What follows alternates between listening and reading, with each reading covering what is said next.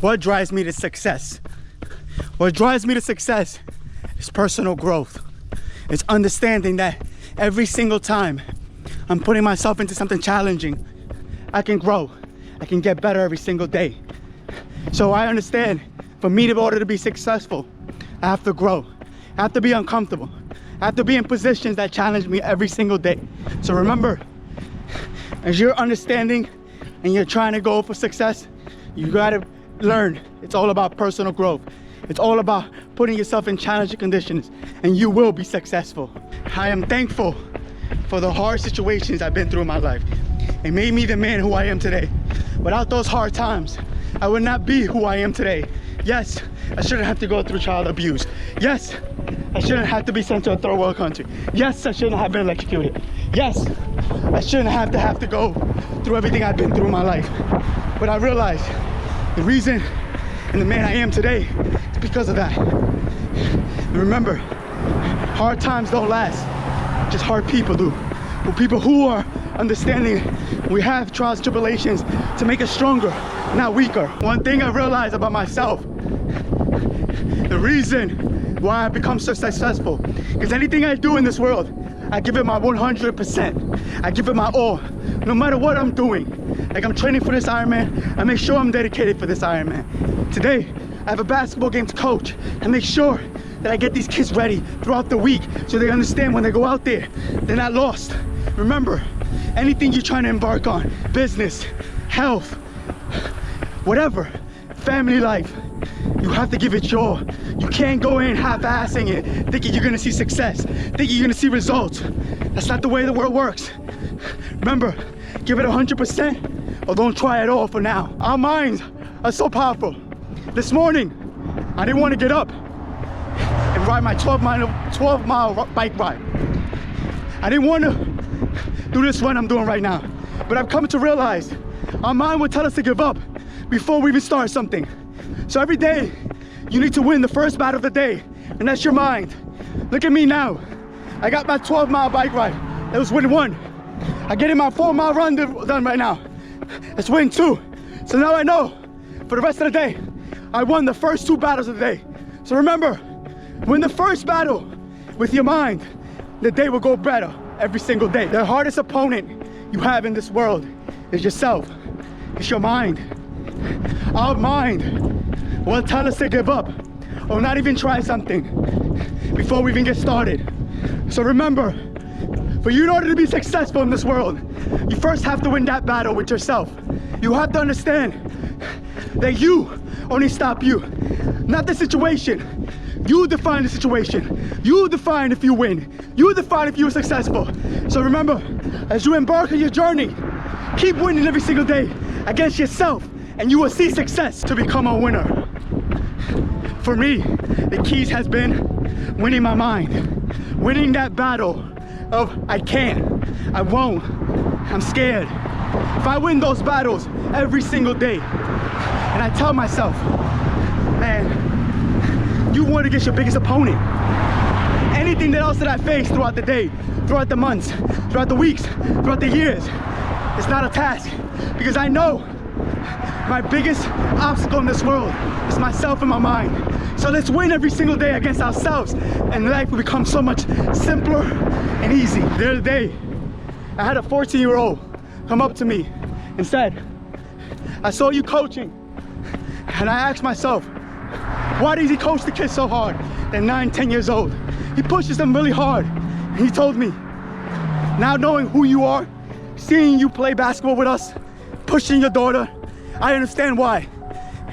I understand that we all need to be pushed every single day to see the greatest inside of us. And for a 14-year-old to tell me that, it knows my message is working. So anybody who doubts themselves, how hard they push themselves, or how much they want to see out of others, remember, your impact is bigger than you ever think you could have. And I realized that day, for a 14-year-old to tell me that. The #1 key to success for me has been instant gratification, waits for later, waits for years, waits for decades. Because I understand, for me to be successful, it doesn't happen overnight. It doesn't happen in one night. It doesn't happen in 1 year. It happens over a long period of time. So remember, if you're trying to see success, the only way to do it is understand. Wait for your rewards later. Wait for your gratification later. And you will see longer lasting success than ever you can ever imagine in this world. Don't rush success. It takes time. The most important thing I realized in life, it comes down to the basics. Whether it's fitness, financially, family life, dieting, any aspect of life, it all comes down to the basics. Over time, we think we need to do extraordinary things. No, we have to stick to the basics for a long period of time. We have to understand that just because we don't see results one day does not mean it's not working. The basics will always work, no matter what aspect of life. You just gotta stick to them long term. How I became a better runner. The reason I became a better runner and I hated running was because I put myself out there. I put myself in a scenario that I hated the most by just starting. That is the key to getting better at something. Trying something and keep getting better every single day. Here are some keys to get better at running. 1, start running. 2, don't worry about how fast you're going. Remember, it's not about when you're first starting out, you want to go fast.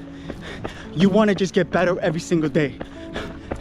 3, don't worry about how far you're going. Just worry about starting. Remember, for you to go to better at something, you have to progressive overload. You have to just first start and get better every single day and run with yourself and against yourself. And don't worry about what everybody else is telling you or doing. The beauty, beautiful out here. Let's go. Let's get that work in today. I needed this 10 miles. So I'm on this run. Final workout of this Ironman prep for today. And I knew coming into this run, this was gonna be the hardest part of the day. Now imagine, I did leg day this morning. I went for a swim, did a 20-mile bike ride. Now I'm doing this run. How heavy my legs feel.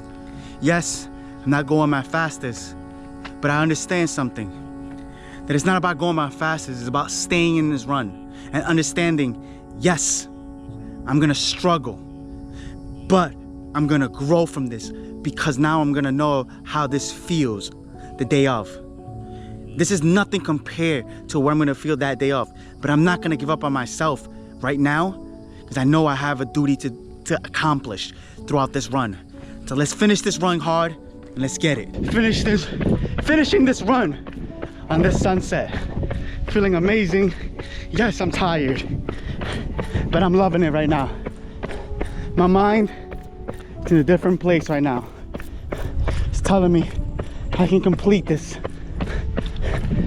I don't need to give up on myself because it's becoming hard for me right now. Running in the heat, it's more of a mental challenge than physical. When the sun is beaming on you, it's 100 degrees, you want to give up because you think it's too hot. But if you mentally check in and say, fuck it, I'm over here, gotta get this job done, you'll see it. The miles go faster, you start not feeling the heat, wind hits you, fight through it. Just because you're running in the heat don't mean you need to give up. It means you need to keep going and challenge yourself in a safe way. Hold yourself accountable every single day and you'll see growth and you'll see success and you'll see a change of mindset. Remember, only you can hold you accountable. Only you can tell yourself if you're fucking up. Only you can tell yourself, get out there and work. Only you are stopping you every single day. So hold yourself accountable and stop looking for outside sources to do that for you.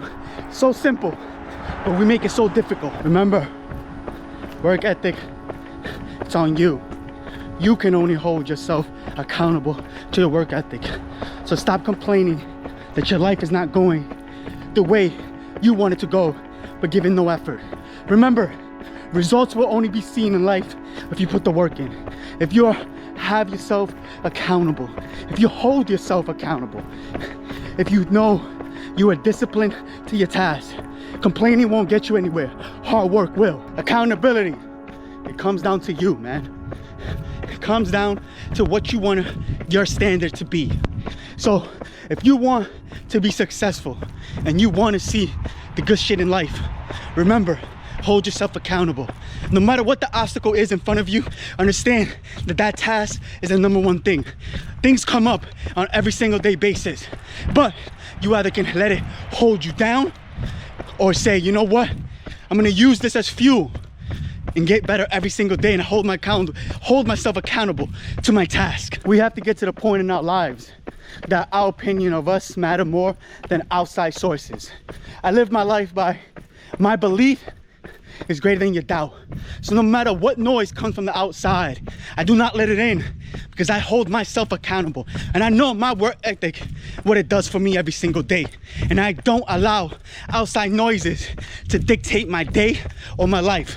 And I hope by you listening to this message, you understand that social media, messages, parents, family members, friends, do not hold yourself accountable. Do not know what you are capable of. Only you are. So stop running from it. Leadership it's not about being great all the time. It's not about showing off. It's not about, look at me, look what I can do. Today I'm running with a young man that came out here to spend a week with me. I'm stopping now because he's dragging. My point is not to beat him, not to show him I'm so much greater than him. The way I become a better leader is by humbling myself, slowing myself down, and understanding this is the first time he's done this, and he's trying his best. He's pushing himself the whole entire way. So remember, as a leader, humble yourself down, stop, and don't show off. There's no reason to. Especially if somebody looks up to you, there's no reason to show off to them and put them down. Bring yourself down. Sometimes you need to bring yourself down to their level to show them humility is the best thing you can ever do in your life. So work hard every day and understand, lead by example. Stop showing off. It's crazy how many people have made comments about how hot it is in Florida right now. How they're not used to the heat. But I'm out here running and I feel amazing. I didn't let the heat fuck with my mind. I didn't say to myself, man, it's hot. I don't need to get this work done. I have an excuse to get out. Let's stop using every single excuse they give us to not give in work, to not put in work, to not dedicate ourselves to success and our goals. Fuck it. I want this Ironman so bad. I'm willing to put myself out here right now and run and loving every single minute of it. I'm not gonna lie, this young man right here stuck out through it all. He's in a full week of Ironman prep training and he's sticking around. He's one of the good ones. He's the one who wants to work hard, wants to push himself every single day. So remember, find those people around you and you see you build an army that's indestructible when they want to put themselves through hard work and see success at the other side. Self-improvement takes dedication and discipline. In order to be able to get to the goals we want to get to, we have to have discipline. We have to have dedication. Without those things, we can't be successful. We can't get to our goals. So remember, that's all it takes to be able to self-improve. Discipline and self-dedication. If you want to become successful in this world, this one step will get you there. And that's accountability. Hold yourself accountable to your goals. Hold yourself accountable to your own standard. Remember, that's all it takes to be successful. You have to be disciplined and you also have to hold yourself accountable to be successful. Everybody wants to own a business. Everybody wants to be an entrepreneur. What we don't realize is when you venture out in these businesses and you become an entrepreneur, you have nobody to hold you accountable but you. You have nobody to tell you it's time to wake up. It's time to get to work. No, you can't go home. This needs to be done now. So remember, if you can't handle your 9 to 5, you can't handle being told what to do at your job and tell yourself, man, they don't pay me enough to do this, then you're not ready to be an entrepreneur. You're not ready to be a business owner because you're not holding yourself accountable to your standard. You should understand that if you learn something at work Even if they're not paying you for it, they can't take it away. You can take that knowledge with you and grow every single day. I remember not holding myself accountable, being a loser and blaming others for my downfalls, blaming others for why I'm not successful, blaming others why I'm not getting ahead of life. Something happened to me in 2020 that opened me up and told me, you hold yourself accountable. You are the reason why. You are the reason why you look at yourself in the mirror and think you're a loser, not everybody else. So remember, whatever you're going through, hard times, no matter what it is, you can get out of it with your mind and switching from being the victim to the hero of your own story. Self-belief and self-talk are a lot different than what people think it is. Yeah, you can lie to yourself, you can tell yourself lies, but if you haven't put the work in or the effort to become successful or to achieve your dreams, then you're just basically living in a fucking fantasy land. Stop lying to yourself and understand that's when you'll see the success. Yes, it'll hurt to be called a loser by yourself, but those are the times you can learn and grow every single day. Great leaders are not born, they're made. And they're made through hard times, through difficult times, through times when you want to give up on everything and yourself. So remember, in order to become a great leader, in order people to follow you, in order people to listen to your words, you have to understand and face your demons and face your problems and go through that shit so you can make a better world for not only for yourself, for everybody in it, and you can lead the right way. That's how great leaders are made. I'm no longer afraid of failure because I understand now that failure is gonna happen, especially when I'm put myself through hard times. When I put myself in hard positions, that failure is inevitable. So remember, stop being afraid of failing, because if you're not afraid of failing, you're not trying to excel in life. So remember, failure should be welcomed, because that means you're actually challenging your mind, your body, and your spirit. We want success. We want the fame. We want the money. But we don't want to put in the work that we need to every single day to reach our goals. We want something fast and quick. We want it to be microwavable. We don't want to take the time to actually sit there and prepare the dish. And the dish is dedication, discipline, hard work. And if you can prepare that dish, you will see success. You will see all your goals, all your aspirations in this world come true. But if you keep trying to microwavable, you're just gonna get a bad dish. Are we willing to put in the work to see the results we want out of life? Are we willing to put our bodies, our minds, our spirits through all the tough stuff, all the hard stuff? Then when we want to quit, we say, let's get this started.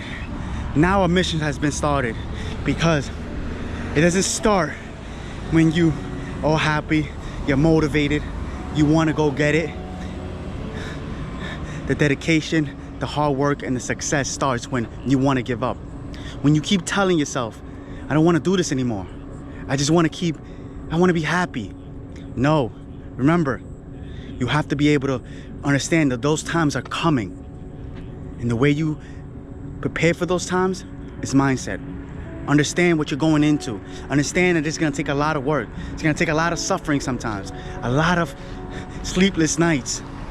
But you will see the success you want if you go in with the right mindset. We think change comes from appearance. Change comes from changing an outfit. Change comes from going to the gym and working out. Change comes from getting a nice car. But one thing I realized, the only one true way to actually change is to change our mindset. is to go back inside our minds and see what's holding us back. See our trials and tribulations. See our hard times. See what childhood has made us. And sometimes going back into that mind, it does mess with you. It does affect you.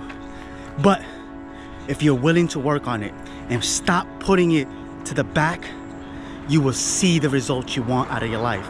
Before you can get to the gym, before you can start making more money, before you can start buying new outfits, you first have to make sure you change the number one thing that makes us weak, is our minds. And go inside there and define it. Define why are you the way you are. Yes, you may not want to be in there for too long, but sometimes staying in there, going through the trials and tribulations, going through back in history can help your future immensely. One thing I've realized, I've broken the cycle. I've broken what has broken most of my family. And that's talking about my hardships. And that's by actually reliving them and not running from them. And discovering the hard times I went through. So many of us think that just because something bad happens, we no longer have to talk about it. We no longer have to think about it. And if we put it in the back of our minds, it will never creep up. If we don't say it out loud, it didn't happen. But one thing I've realized is the more times you say it, like I've been through abuse, I've been through neglect, I've been through hardships in my life, the more times I say it, the less power it holds over me. So stop running from your hard times and stop believing what others tell you. Don't talk about it. Leave it in the back burner. No, that shit don't work. Because as you get older and older and older, it would take effect on your life. And it would stop you from success and from being happy with who you are and who you want to be. To find true happiness, you have to go through your mind and go through those hard times and actually understand who you are and why you do what you do. If we don't deal with our insecurities, if we don't deal with our hardships, if we don't deal with what went on in our childhood to make us weak, nothing gets fixed. We have to understand, for in order us to get better as adults, as human beings, we have to deal with the hard shit. We have to deal with the hardships of sometimes our parents or people around us who's supposed to love us put us through, right? So if we want to become better humans, better leaders, we have to understand, we have to go back in our minds and face it instead of running. What I've realized in my life is sometimes as parents, sometimes as leaders, we hold children to a higher standard than we hold ourselves. We think just because we had a hard life, just because we've been through hardship, we have to hide that. And we have to start pushing them harder than we push ourselves. We get mad when our children don't listen. We get mad when our children are lazy. We get mad that our children don't look at us respectfully. But we have to understand, we hold those cards. We hold those moments in our hands. So if you want somebody to take you more serious, if you want your children to look at you as a superhero, you need to start acting like it. You need to start acting like an adult and take responsibility for your life and push yourself on an everyday basis so they understand what a leader looks like. They understand what hard work looks like. That's all it comes down to. Just because I have one setback, it does not mean everything else in my life has a setback. Just because I couldn't work out the way I wanted to, just because I couldn't run, just because I couldn't cycle, couldn't swim, doesn't mean everything else falls down the line. My diet had to be on point. I make sure that my stretching had to be on point. I had to take care of my body and my injuries. Just because I have a setback doesn't mean I give up on myself. Doesn't mean I give up on my dreams. And I hope you watching this, you understand what I'm saying. Don't give up on yourself because you have a setback, right? I have so many excuses why I should give up, but I'm not. Yes, it hurts, it bothers to have a setback, but you gotta also get into that mindset of saying, you know what, this is part of life. Life is not fun all the time. Life is not beautiful all the time. Remember that. Life is about the obstacles we have to go through, about the hard shit that tries to tear us down, that tries to bring us down. But we have to realize those are the moments of strength. not weakness. We have to realize we have to take those challenges on and beat them every single day. I remember last week, my neck was beating me down. It wanted to stop me, but I realized throughout that obstacle, it was up to me and only me to get through that obstacle. And I have to realize this is my challenge. This is my obstacle. This is what makes me want to quit, but I won't let it. I won't let it win. So I won that battle, and I'm gonna keep winning every battle, every single day in my mind. What helped me the most throughout my obstacle last week was every hard thing I've been through in my life. All these obstacles that I've overcome. And I've realized just because my neck is bothering me, just because I'm having these bad headaches, it does not mean give up. It just means stop, slow down, see what you're doing wrong, learn through these obstacles. Does not mean give up on yourself. Does not mean you have to falter. So remember, if you're going through those hard times, whatever it is, mentally, physically, spiritually, understand these obstacles are put on our way to see the greatness in us, to see what we have in store for others. Let's grow every single day, guys. The best tip, if you're starting to run slow to run further. You don't have to run fast to get better at running. You want to be consistently getting better every time you run. So stop thinking you have to go so fast. No, be consistent over that mile, over that half a mile, then worry about how fast you're going. Remember that. That's the greatest tip you're gonna get if you're first starting to run. This tip will make you a better runner and a faster runner, especially when you're first starting out. Remember, it's not about how fast you go. It's about how consistent you can be running. You wanna run slower to run faster later. You wanna make sure you're not running too hard. You're able to breathe. You're able to talk, especially when you first start running. Remember, even if you have to walk in the beginning, that's okay. It's about getting better over a long period of time. Stop worrying about your speed. Legs feel heavy during this run right now. After leg day yesterday, the bike ride this morning, but gotta get this work in. Can't let how I feel stop me, because I'm getting through this workout right now. 2 miles done, 2 more to go. Let's get to work. Let's stop living in our feelings. Make sure we give it our all, because sometimes you don't even know what you have inside of you. It's crazy, the world we live in now. Nobody wants to do work. Nobody wants to fix the problems. Everybody just wants to pass it on to the next person. We don't understand that we have to face our problems head on. We can't just keep putting them to the back burner and say, it's not my problem. Worry about that another day, because that never gets fixed. It just becomes a bigger and bigger problem every single day. Work needs to be done. Gotta love it. Consistency is the key to life. Can't be comfortable all the time. Can't be sunny and sunshine all the time. Sometimes you gotta face a storm head on, and that's the key of life. To become a true savage, you must want to put in the work. You must need to put in the work. You must need to hold yourself accountable. Like today, raining, windy, disgusting outside. Could have easily said, you know what, it's not the day to run. I don't need to get this in. But I hold myself accountable. I hold myself to a standard, and that's how I get the work in every single day. We all think life is over after a certain age. I hear it all the time. I'm too old to do this. You know, what I've realized, my life continues every day to get better because I put the effort in. I'm 35 years old and I am able to do great stuff because my mind is fixed. I no longer think I'm trying to keep up with my 18-year-old self. I'm getting better every single day because I don't look at my age. I look at my mindset. I look at my work ethic. Those are the things that age can never tell you what you are.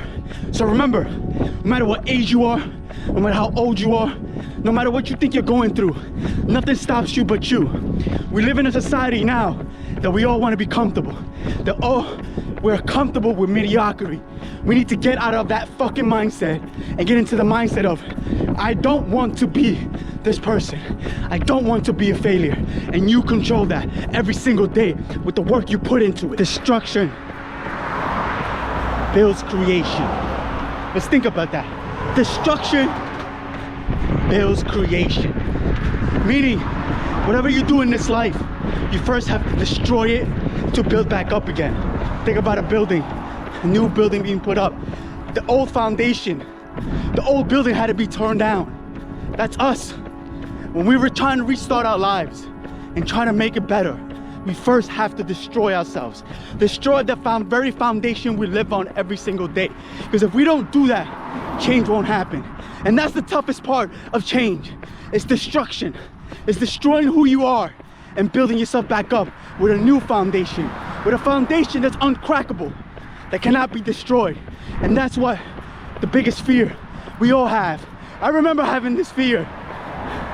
But after I destroyed myself and I started to rebuild myself with a great foundation underneath me, I have become unstoppable. I have become the very thing I always knew I could become, because I started to believe in myself and I started to rebuild myself every single day. I hope you do the same. No matter what the situation is,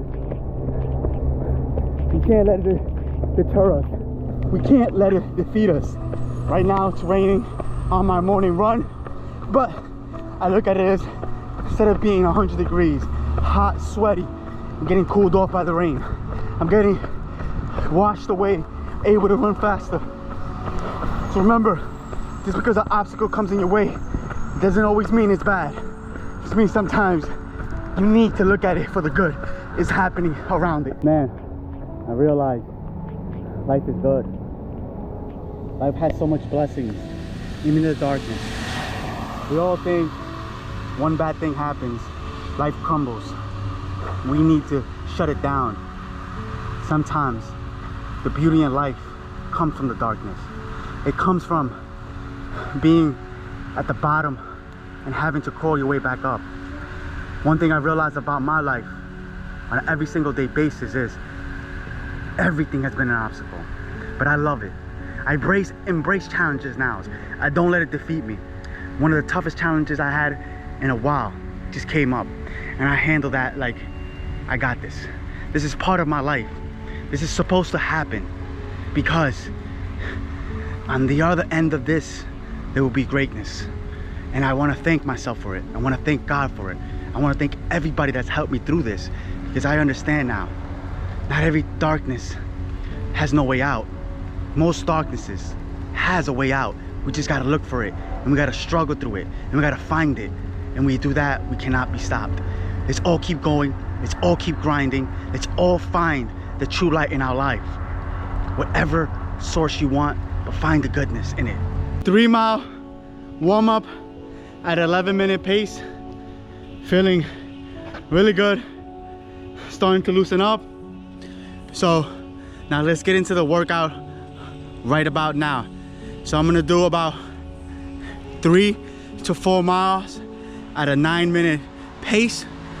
But before that gets started, I want to thank God, Jesus Christ, my Lord and Savior, for giving me another great day. Yes, it's raining. Yes, it doesn't look like a beautiful day, but it's another day to get fresh air, another day to see the world, to see the beauty, see the light of the world, right? Ever since I found God in my life, every day is beautiful.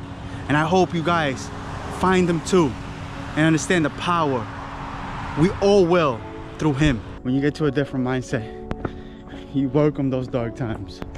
You know, I don't know anybody else, but if anybody else feels the same way, and when you see something hard, you smile at it and say, yo, this is all you're putting in front of me? Alright. You think I can't do it? Alright. And I'm not talking about saying that to somebody else. I'm talking about myself. You smile, and you start saying to yourself, you doubt yourself? Let's go. Every time a doubt has been put in front of me, I've conquered it. I've become better out of it. I have not let it beat me. There's no way. There is no way I'll allow something to beat me. If I can control it, if I'm allowed to control it, if I have all the power, you ain't beating me. It's gonna take everything for you to beat me, because I have never given up on myself. And I've been through harder. So that's why I welcome these hard times. Because I wanna feel it. I wanna treasure them. I wanna put them in my piggy bank and say, yeah, motherfucker, you did that. What's next? How badly I wanna push myself, how badly I wanna go faster. But I know I'm preparing a different way. I'm not preparing for a marathon. I'm preparing for an ultra marathon. So I know different speeds are gonna be needed, different tempos. Understand that. Prepare smart, not stupid. Preparation is the key, but also researching, knowing your body, understanding that for everything you're trying to achieve, there's different ways to achieve them. You don't have to go balls to the wall. Like right now, I wanna go fast. I wanna go at my 8-minute mile per pace. I wanna go at my 10 mile per pace. But I know it's 100 miles I gotta get into. I'm not getting into a 24-mile race. I'm getting into a 100-mile race. So I have to train differently. I have to understand, pace myself. I'm trying to keep a 12:30 pace. So I understand. Be smart about it. Be strategic about it. Don't rush it. Understand your body and listen to it. No, there's a lot to learn in this way, in this preparation. I have a lot to learn in this preparation, and I'm gonna learn it day by day. Take my time, and I'll get to the finish line. It's crazy to think that I'm doing this ultra race on the day of my 35th birthday, April 22nd. It's crazy that I have this mindset now, that I wanna do something hard on my birthday. I don't wanna party, I don't wanna drink, I don't wanna eat some good food. I don't wanna be around people who just wanna be fake around me. I wanna be in my own world, in my own zone, in my own torture chamber. I wanna feel how great I am by achieving this goal that I set out for myself on my birthday. That day is gonna be so special to me because I'm gonna be achieving something that I never thought I could as a kid. On my 35th birthday, run 100 miles and seeing my daughter's reaction at the end of it and showing her anything's possible as long as we put the fucking work in. That's all that fucking matters. Work. With work, you can achieve anything. Without it, you will fail, you will fall. Understand that about yourselves. Work and then judge yourself. Before then, we cannot judge ourselves because we're not doing anything to judge ourselves. We're being lazy, staying on the couch, looking and watching TV, watching other people achieve goals, watching other people get rich, watching other people get education. And then we're asking ourselves why we can't do it. It's because you're not starting it. You're not putting yourself in that chamber to learning about yourself. Learn about yourself. And the only way you can learn about yourself is through friction. It's through hard times. It's easy to enjoy life when everything's fun. But fun is like sweets. After a while, after eating so many sweets, your stomach starts to hurt. Your body starts to react wrong to it. You start feeling disgusting. You start feeling tired, sluggish. That's what fun is. Fun can't be 24/7. Understand that. Not everything in this world is gonna be fun. The things that are not fun, those are the things that are gonna benefit you the most. Let's talk about the pain cave. And most people that understand this phrase have been there too many times to count. The pain cave is when you go inside your head and you just black out and go into that space where you know it's hard. You've been here before. You've seen these walls. You've seen everything around you, but you embrace it. And you go deep inside that cave and pull everything out of it. You go inside and you say to yourself, motherfucker, I'm getting out of here. Yes, I'm in here right now, but I'm gonna use this for strength. I'm gonna use my 3rd-degree burns that I faced while electrocuted. I'm gonna use my neck surgery as power. I'm gonna use almost dying after neck surgery, being in ICU for 3 days, my lungs filling up with blood. I'm gonna use that as fuel, right? Growing up without parents around, I'm gonna use that. Being sent to a third world country at 4 years old, I'm gonna use that. Coming back at 9, I'm gonna use that. I'm gonna use everything in this pain cave to get me through it. So let's think about that. Waking up, coughing up blood, not knowing if you're gonna live or die. How fucking scary that can be. How your mind can go crazy. They start thinking about so much other shit that you need to be thinking about. Like, when will be the next time I see my kid? When is the next time I'll be able to just to get fresh air? When is the next time that you just be able to do the simple things? But I had to tell myself in that moment, all right, calm down. Your mind is racing. We need to understand we have one problem in front of us. Face it, okay? Right now, your lungs are full with fluid, coughing up blood, right? Let's tackle one task at a time.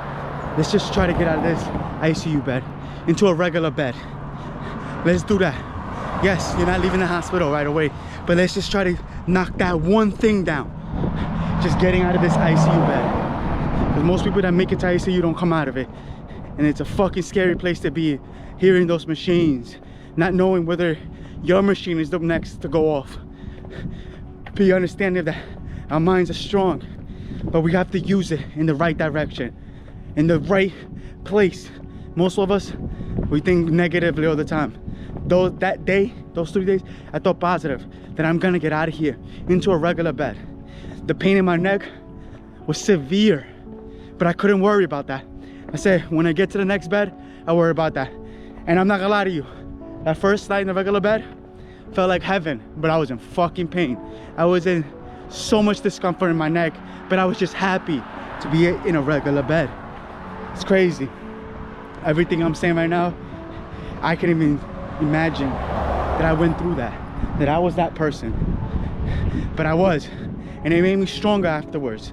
And I'm not saying right away, but a few days went after that, I realized what I went through, and I appreciate myself for it. I fought through that. I was able to fight through it. I was able to get out of there. I was able to survive that. And most people are not that lucky. So why waste my time now? I don't. I push myself every day because I know I've been given second, maybe even a third chance at life. That fear you have of almost dying, not knowing whether you're gonna live or die. I'm not gonna sit here and say I wasn't afraid that day, coughing up blood, not knowing whether I'm gonna live or die. But I understood I can't control that right now.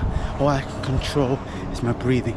All I can control is trying to get the best medicine inside of me and let the doctors do their job to get myself back, right? So I'm not gonna sit here and say I wasn't afraid. I was afraid every single day. Those 3 days, every single day I was afraid. But I knew if I was given a chance to get out of there, I would work on everything else that I needed to get done. I would work on rehabbing my neck. I work on PT on my neck. I'll make sure that I'm back in the gym when I need to be back in the gym, right? I'm not gonna let this one bad offset of my life affect me, because I've never let any part of my life affect me, right? And I've been through harder. That's one thing I've realized. The things we go through, especially the hard shit, shape us, makes us stronger. But we have to be willing to see the strength inside the darkness, right? We have to see that, yes, we've overcome a lot. Sometimes we don't realize what we overcome because we're stuck in the fucked up mindset of looking at everything that's bad, right? Like that day when I coughed up blood, I went back inside my head and realized, man, I've survived worse, right? It's crazy to say that about yourself, but my life has taught me, man, I survived worse than this. This is not that hard because I have great doctors around me. I have great people around me looking after me. So take that same mindset and understand yourself. You've been through so much harder. Don't run from the hard shit. Run towards it. Run towards difficult shit. Conquer it every single fucking day of your life. You will become better from running towards it instead of running away from it. It's easy to run away. Any motherfucker can run away from something challenging because they know it's gonna break them. They know it's not gonna make them It's gonna make them work harder. Most people don't want to work hard. We live in a generation, everybody wants everything easy, wants everything given. Man, I've learned anything good we want out of life, we have to fucking work for it. We have to push ourselves. We have to find ourselves. Because then in those times, you can learn. So the next challenging task you take on, you conquer it. Because you've been there. You felt that loneliness. You felt those dark times. You felt that failure. And that's where most learning is done.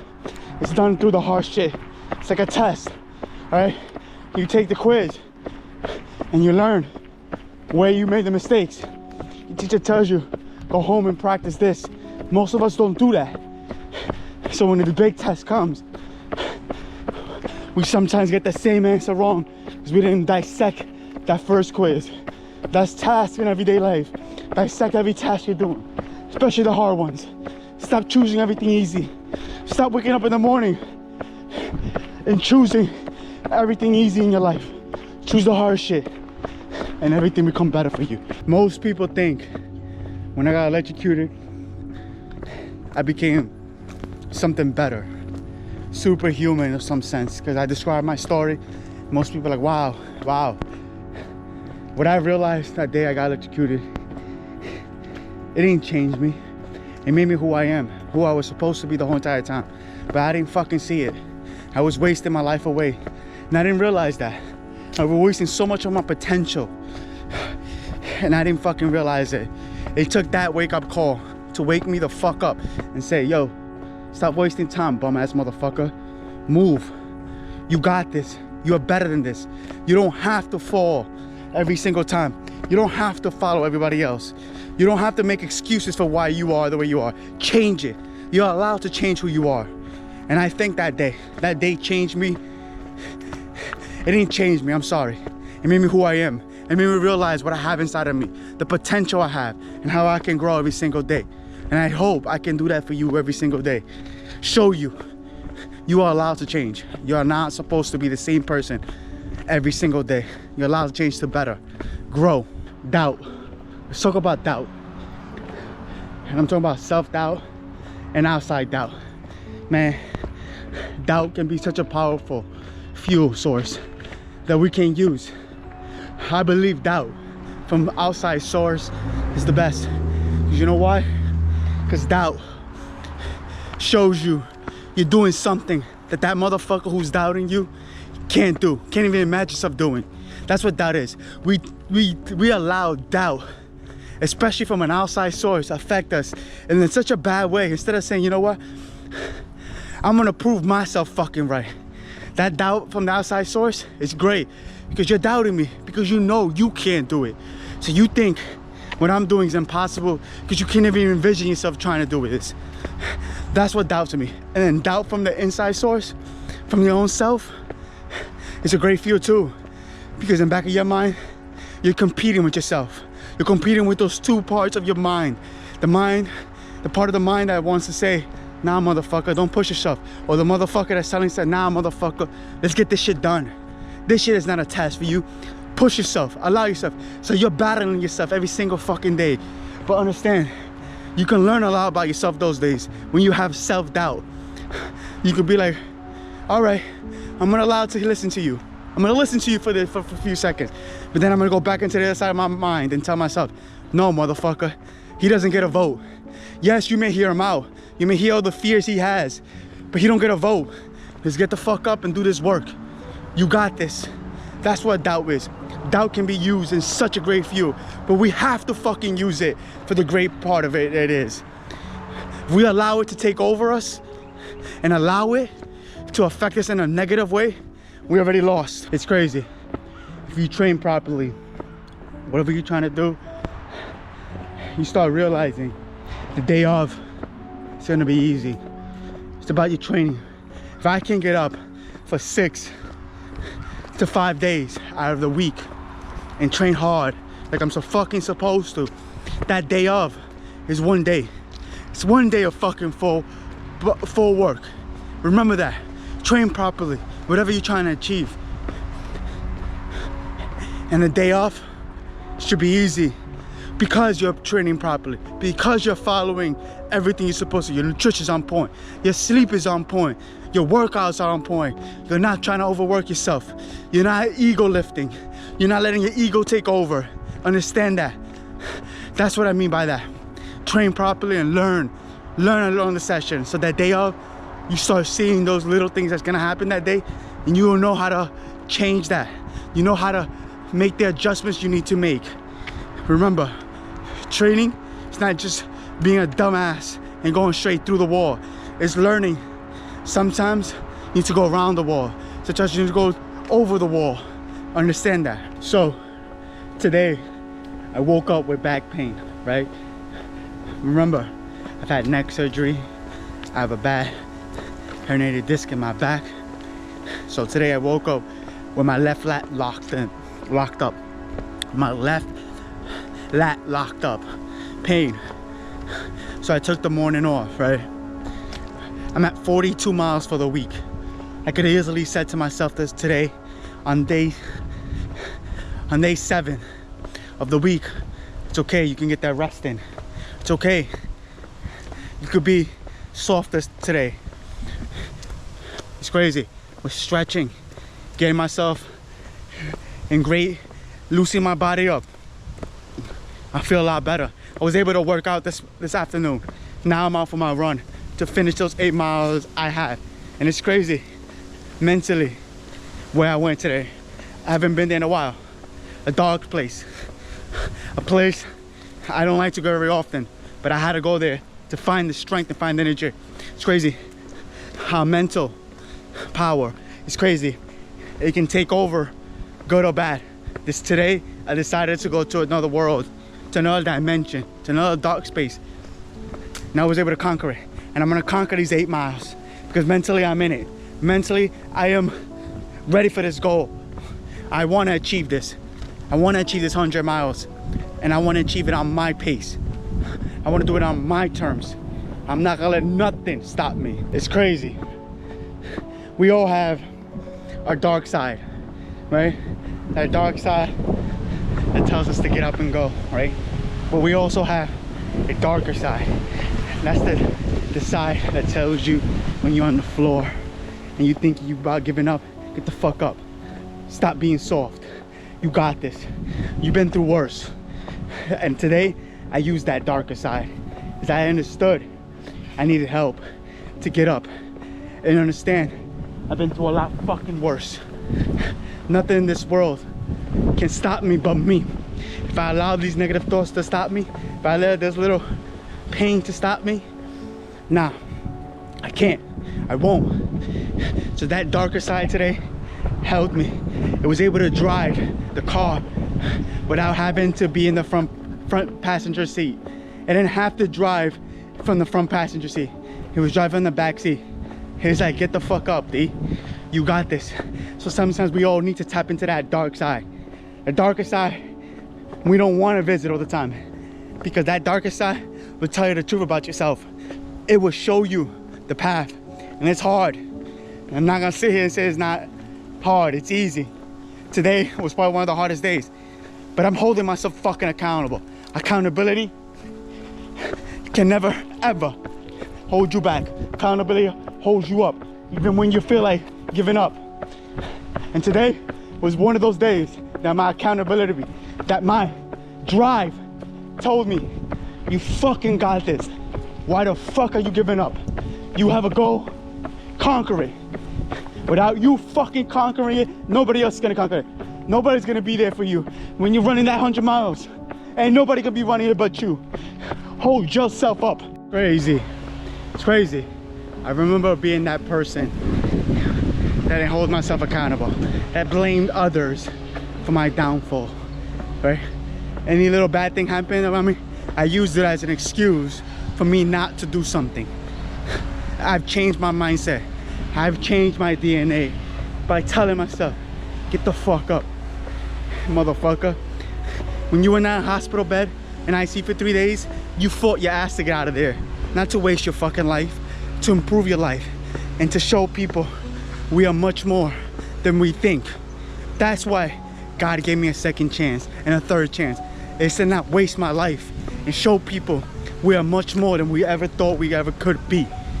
And this is why I do what I do on a daily basis. I don't do it to show off. I do it to show myself what I'm worth. What's my worth? And every day I'm trying to find it by helping people find their worth. Understand that we all have a greater purpose. We just need to fucking open our eyes and look at it and find it. Those 3 days in ICU helped me find it. Every hard shit I've been through in my life helped me find who I am and who I'm becoming every single day. And yes, you can change. You are still sometimes that old person. That old person doesn't leave you. He's there fighting tug of war. But you can tell that person you don't get an opinion today. I got this. And that's what I did today.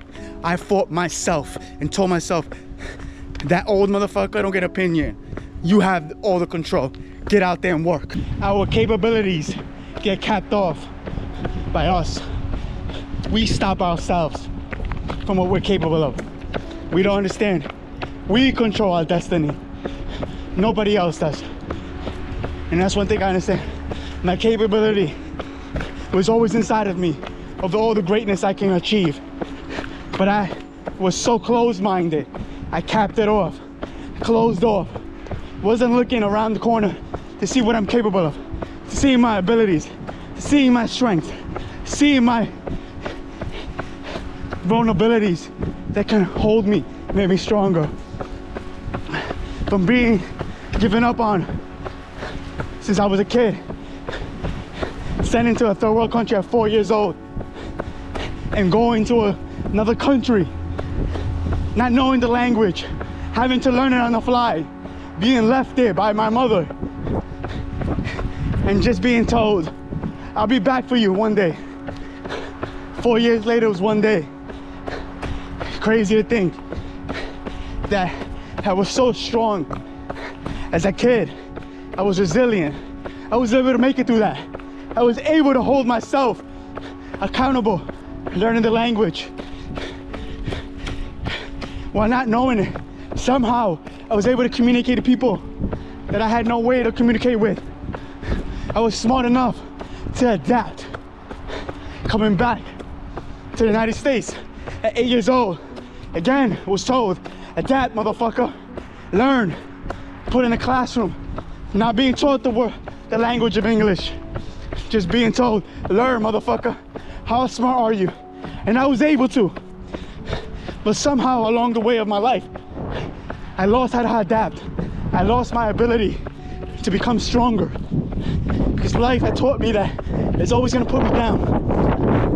And I realized as I got older, no, that kid that was left behind was a strong motherfucker. That motherfucker was able to adapt to anything. That motherfucker was able to be so strong in the weakest of times, somehow, some way, at the age of 4 years old. As I got older, I realized, motherfucker, stop being weak. Because that little motherfucker, you, at 4, would have told you stop being a fucking pussy and get up. I laugh now, but I realized that little 4-year-old motherfucker was a survivor, man. All the bad things he did was not because he was a bad kid. It's because he was surviving.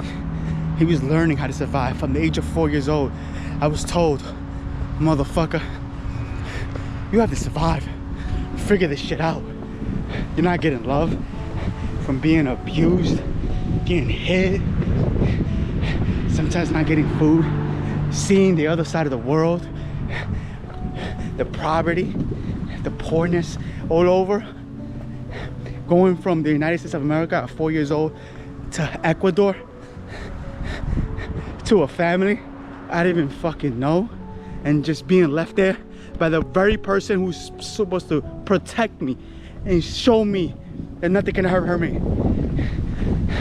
But from the age of 4, I learned something. From that little motherfucker, I learned how to survive. Because that little motherfucker was a survivor. He did all the things he did out there to survive. He stopped giving a fuck about the repercussions of anything. Because I knew no matter what I did, I was gonna get hit. No matter what I did, I was gonna get punished. You understand that I could have used everything I've been through as to allow it to break me. You know what I did?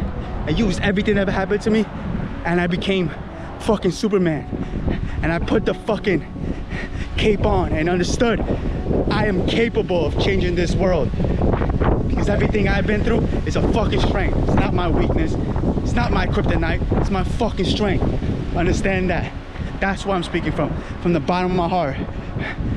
We are all survivors. We just gotta fucking find our way to survive and find our way.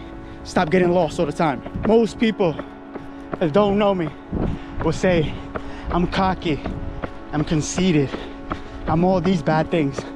But I come to realize the reason I walk around with confidence, the reason I walk around with some sort of cockiness, because motherfucker, I've survived. I faced the toughest of the toughest, and I'm fucking here. There ain't no fucking way anybody's opinion of me would ever affect me. Because motherfucker, I've been on the dirt, I've been stomped on, and I've been shitted on, okay? So you really think your opinion of me, calling me cocky, conceited, arrogant, is gonna affect me? No, motherfucker, because you couldn't walk one day in my fucking shoes.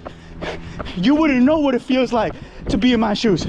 My shoes are who made me. So that's why I'm confident, because I've been through it all. I've been through the bottom, and I've gotten out of it, motherfucker. I fought, I crawled, I rolled around in the dirt. I made that shit my bitch.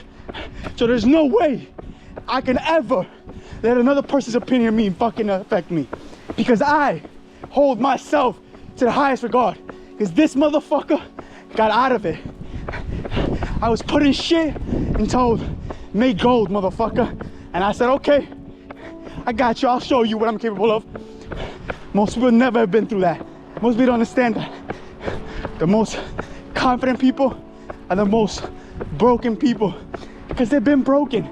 They don't care. How can you break me more than my whole entire life has broken me? I made it, bitch. Fuck you and your opinion. If life, the hell of life, hasn't broken me, I believe nobody can. Nobody will. Nothing will. That's why I face this 100-mile run race that I'm entering. And I don't mean to, but I'm laughing at it. Because life has been tough for me. Every single fucking day. It's been a battle. Especially as a kid. And that didn't fucking break me. You think a race is gonna break me? It's gonna make me fucking stronger. It's gonna show me more of what I'm capable of. And I know I'm capable of great things. And I'm just not talking about physical things. I'm talking about mental, spiritual things. I can change the world every single day by being a better person, by understanding myself, understanding the true nature of myself and who I am and who I will be for the rest of my life, and showing people you don't have to be that loser you think you're supposed to be because others around you have told you what you're supposed to be. No, destiny, we control it. We don't control it when our life ends, but we control what happens when we in it every single day. So change your DNA and become a better person one day at a fucking time. And don't allow the hell you're going through to define you. Burn out of that hell. Come out with a flamethrower out of that hell. Come out smoking. Come out stronger than ever. And that's what I believe. The hell I've been through in every day of my life has made me unbeatable, unguardable. There's no way you will ever stop me, because I won't stop me. I won't allow myself to stop. I'll keep going. Even when somebody says I can't, I'm gonna look at you and laugh and say, I got this, motherfucker. You don't know me. Week 2, day 1, run. You ever been so dedicated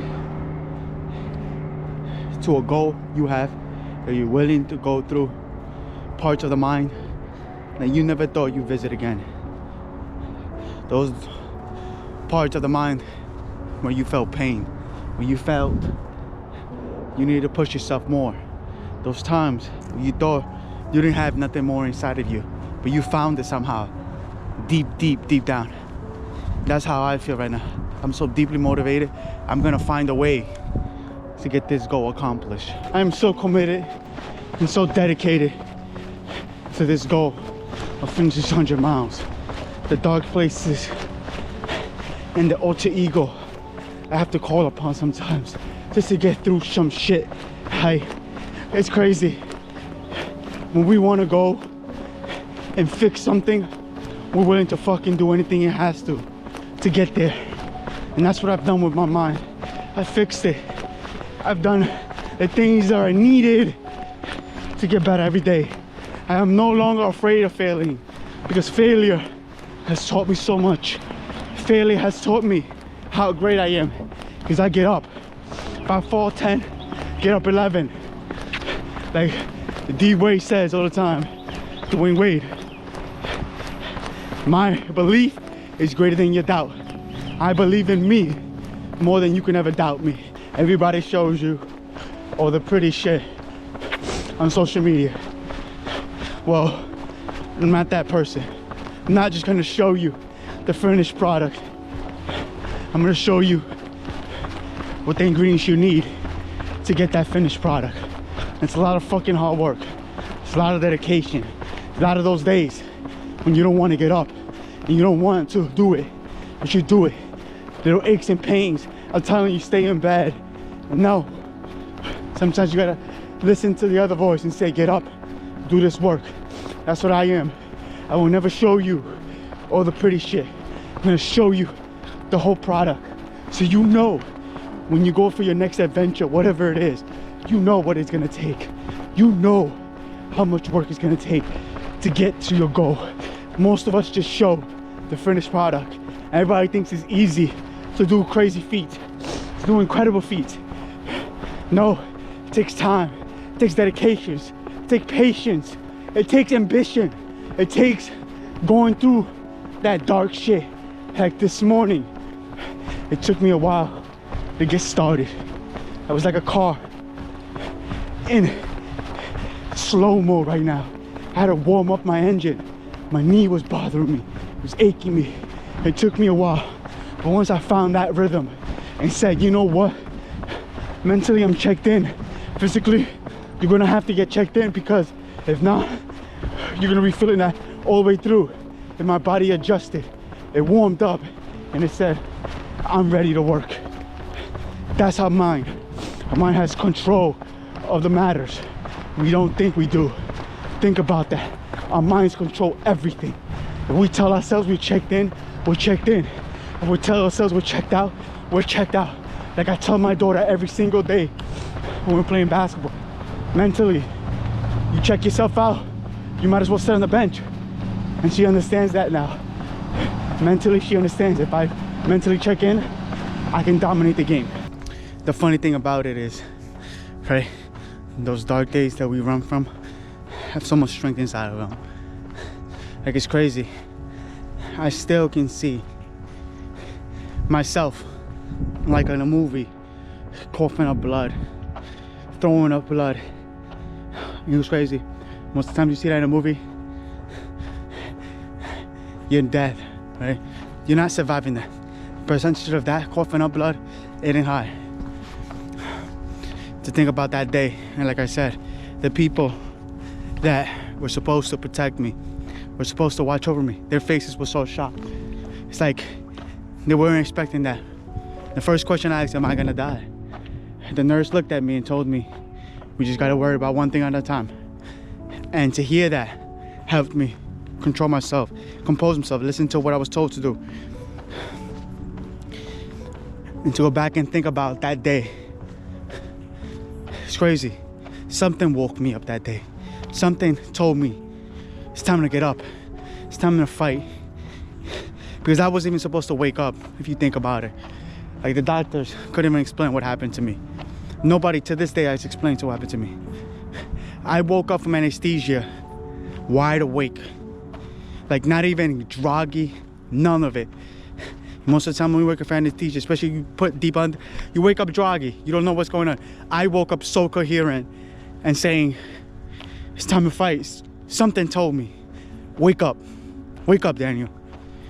And to this day, I still don't know the answer to that question.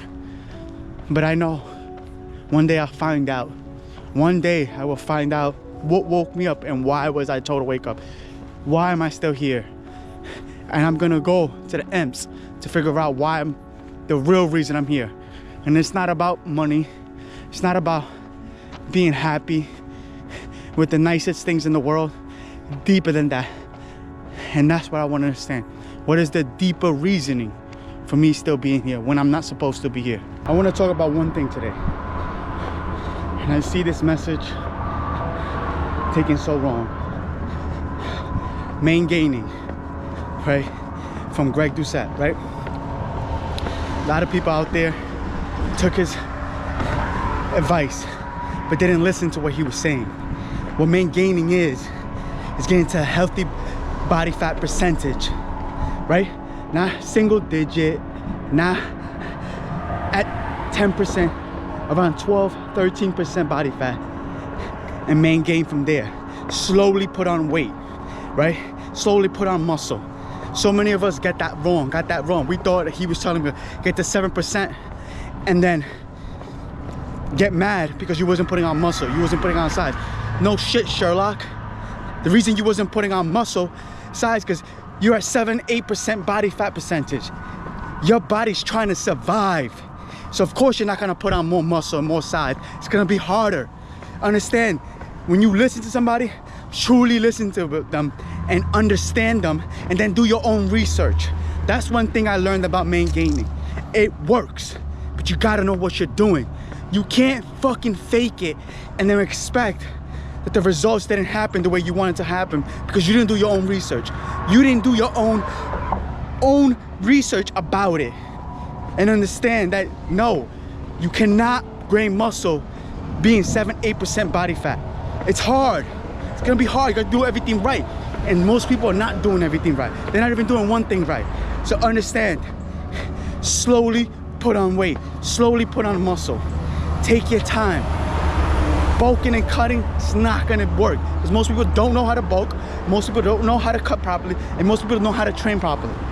That's why you're going this yo-yo. Remember that. You know what's crazy, right?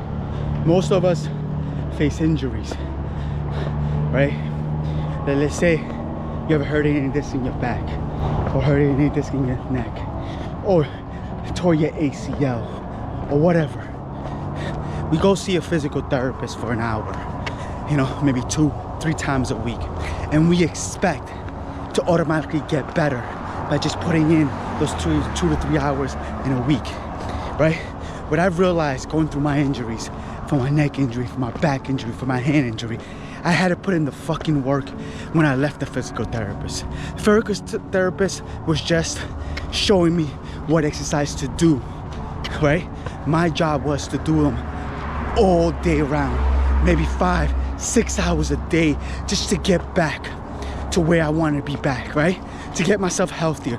Don't use my injuries as an excuse for why I'm not getting after it, for why I'm not doing what I'm supposed to be doing, right? So many of us, we face an injury, we face a setback, and we fucking rely on others to tell us what to do and think we're gonna get better in an hour, or 2 hours, or 3 hours. I know so many people like that think that they go to see the physical therapist, right? They're supposed to be getting better. It's the physical therapist's fault why they're not getting better, right? No, motherfucker, it's your fault. You're not putting in the work necessary to get better, right? And that's all day, every day, get fucking better, right? And I realized that from myself, facing all the injuries I have. It's crazy. I have no range of movement in my neck, right? But my peripheral vision has gotten so much better. It's fucking crazy. I can see shit coming before anybody because I've worked on it. Our body adapts. It adjusts, good and bad. If you have an injury, it will linger if you're not working on it, if you're not stretching properly, if you're not doing the exercises needed to get done, right? So I've gotten to the point now that I no longer have to turn my head fully around because I can't. I have a metal plate in my neck, so I cannot do that. I cannot turn my head all the way around. So you know what I do now? I use my peripheral vision. I've gotten it so much better. I can sense shit coming around me. I don't have to look behind me all the time. Just understand, if you are facing an injury, put in the fucking work, right? And not just rely on those 1 to 2 hours you're seeing a physical therapist and then getting upset while you're not seeing results. Using that shit as an excuse and say, woe is me. It's just not in my cards to get healthy. Fuck out of here. It's everybody's cards to get healthy. We have fucking control of it, right? If you have knee pain, maybe because you are a little bit overweight, lose some weight. That will help relieve the pain in your knees. We don't understand this. Everything can be adjusted. If you have back pain, lower back pain, it's maybe because you are overweight. You're holding on to so much weight, right? Maybe your exercises you're choosing in the gym are wrong. Maybe you're not working out at all. Maybe you're just sitting down all day, putting all that pressure on your lower back. Understand, we as humans, we are meant to move. We're meant to get better. We don't have to let our situation define us. When people say, this person has that dog in them, when I hear that, most people think it's because they've been so good all their life. They've been good at whatever they're trying to do. No, the dog gets created when you keep falling and getting up. Keep falling, getting up. That's what that means when they say that motherfucker has the dog in him. It's because that motherfucker knows what adversity feels like, knows what fucking failure feels like. That's what that dog means. So next time you hear somebody call somebody else a dog, call you a dog, it's because they know you've been through adversity. You know you've been through some hard times, and you have not given up on yourself. You have not given up on who you are and who you know you can be. Like I say to myself every fucking day, I am that dog, because I don't quit on myself. I don't allow my circumstances to define me ever, ever, ever, ever. As I'm on this run, man, most people will not be running. You know, most people will not be doing what I'm doing right now, because I do have hip pain. And I'm talking about hip pain that most motherfuckers will quit. And I have no quit in me. It's because I know what I'm capable of. Because I'm going to go home and do the right, proper training for it. I'm going to go home and make sure I get the stretches in, get the nice pressure points, so I can be able to run next day. That's what it means when you have that dog in you, is you're not willing to give up on yourself. You're willing to put in the work. You're willing to get up every single fucking time it's needed. That's what it means you got that dog in them. So when somebody calls you a dog next time, look at them, smile, and say, thank you. Because I am that dog. I am that top dog. Because I work every single fucking day. It's crazy to say this. How when you change your mindset, others around you start changing. And they don't do it for an egotistical reason. They do it for growth of themselves, because they see you're allowed to grow, you're allowed to get better, because you're putting in the fucking effort. It's crazy how my daughter does this every single day, and she's 8 years old, and a couple people, other people around me do it also. And they don't do it to impress me, they do it for themselves, because they see that anything's capable as long as we put in the work. Like I say to myself all the time, I'm walking around with all these injuries and I'm putting in the fucking work. You know what I mean? I always put in the work. So why can't you? So people start understanding it. They have a better capability than they ever thought they could be by just being around me. Being and seeing it every single day. Okay? I don't just do this for the camera. I do this for myself, because I know what I'm capable of. I know how strong I am. Of all the obstacles I've been in my way, I know. So why I'm not pushing myself every day, physically, mentally, business-wise, every single thing I'm trying to do, family-wise. I'm always trying to get fucking better by putting in the work and putting in the knowledge that I need. Learning every single day. I don't understand that. Why we don't like to hang around with people who make us better, who pushes us, who want us to get better every single day. We hang around with a lot of people who make us feel good about ourselves, who are just going about life nice and easy, so we don't feel less of. But we get surrounded around people who are pushing themselves, who are driven. We don't want to be around them. That's why I don't have a lot of people in my circle. I don't have a lot of friends.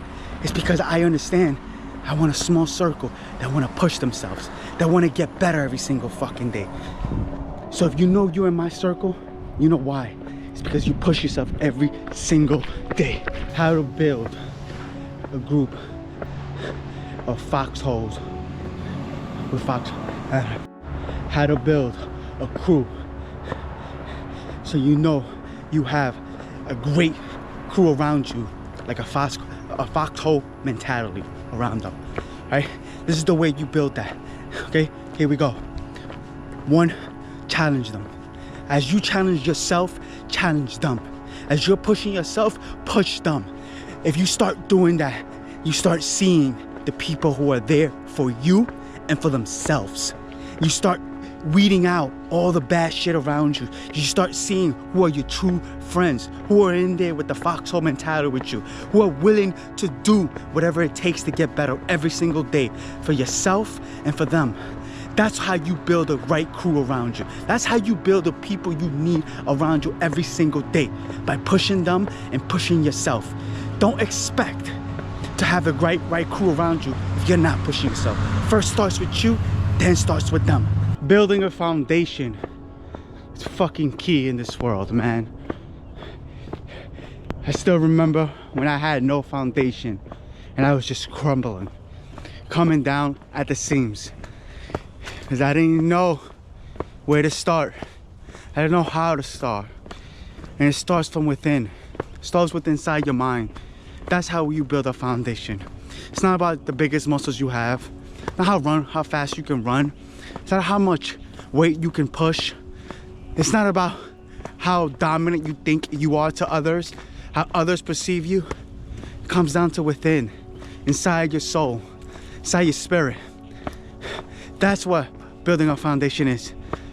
So when shit goes wrong, when tough times come along, you don't come crumbling down. You don't just fall down and let it stay down. That's what I learned about building a foundation for myself.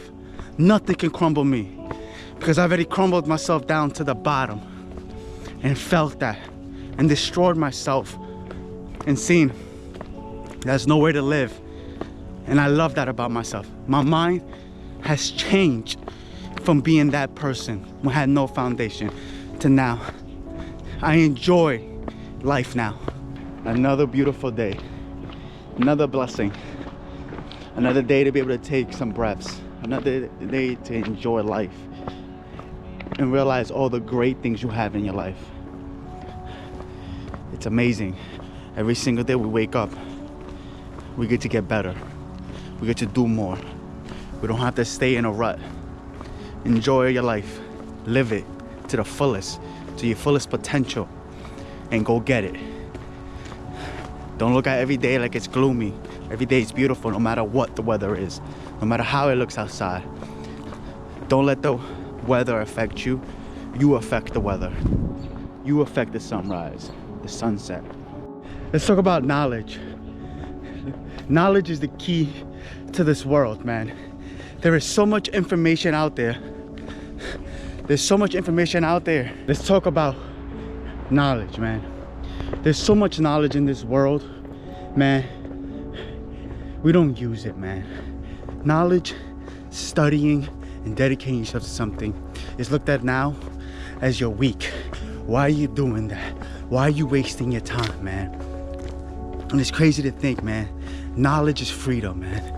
No matter what we're going through, there's lessons to be learned, right? We can educate ourselves, man. Education is free. If you have a phone, if you have internet, if you have access to any books, knowledge is free. But we don't want to take the time to learn anymore.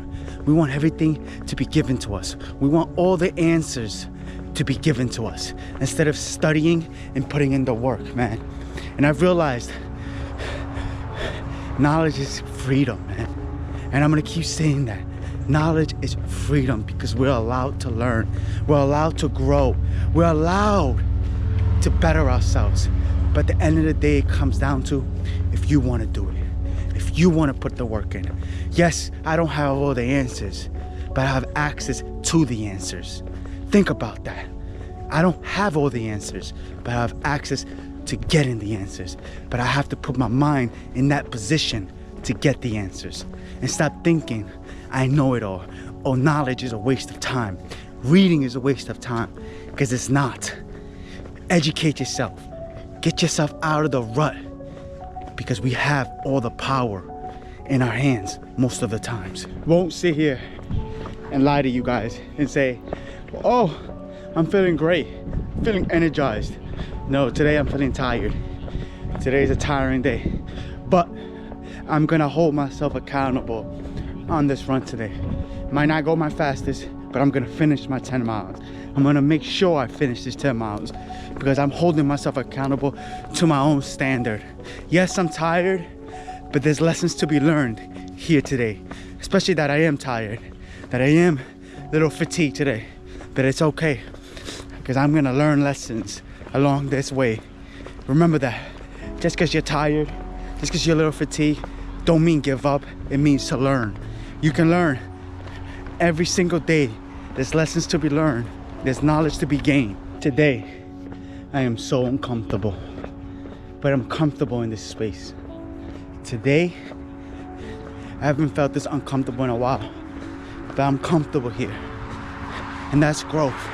When you get comfortable with being uncomfortable. Not everything is gonna be easy. Not everything's gonna be great. Not everything's gonna be special. Not gonna have all highs every single day when you're trying to accomplish anything in this world. That's at work, that's at school, that's in general life, that's in fitness, anything you're trying to achieve. There's gonna be days you're gonna be uncomfortable, but you gotta be comfortable in those spaces because those are the days knowledge kicks in and you learn so much about yourself. Like today, I understand the day of the race, I'm gonna feel like this along the way. But me keep moving, me keep going, it's gonna make me stronger the day of. Understand, be uncomfortable. It's not a bad thing. Being uncomfortable is a great thing. So remember, be comfortable with being uncomfortable. There's knowledge there. Negative comments. Negative comments have so much power in them. Sometimes we have to look at them for power. Instead of looking at them and letting them break us, look at it and let us make us. If somebody's doubting you, somebody's giving you a negative comment, it's because you are doing something they don't believe themselves can do. Like I was told in one comment, I couldn't run because I don't do enough cardio this 100-mile race. And I just laughed and used it as fuel for my benefit. Didn't break me, it made me stronger. And I thank that person for that negative comment because now I have more power because of it. So the next time you get a negative comment, stop hiding from them.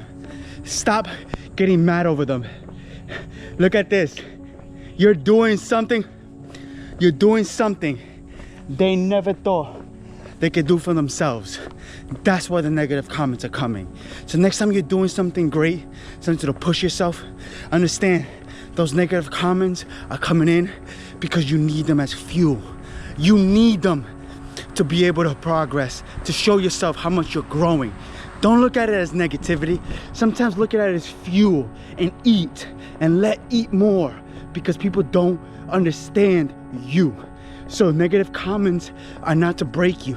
Sometimes they're there for fuel, and understand that. So the next time you get one, look up and say, yes, I'm pushing myself. I'm doing something that person can never see themselves doing. Understand that. Emotions. People think emotions make us weak, right? But they don't. They make us strong. But we also gotta understand when those emotions pop up, not to try to put them in the back burner, but to feel them, to understand them, to dissect them.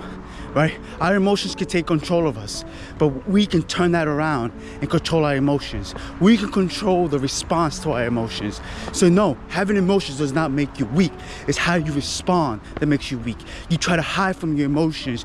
You try to put them in the back burner, not think about them. That's what makes you weak, okay? But you are allowed to feel. You're allowed to feel like shit is hard, but dissect those moments. Why are they hard?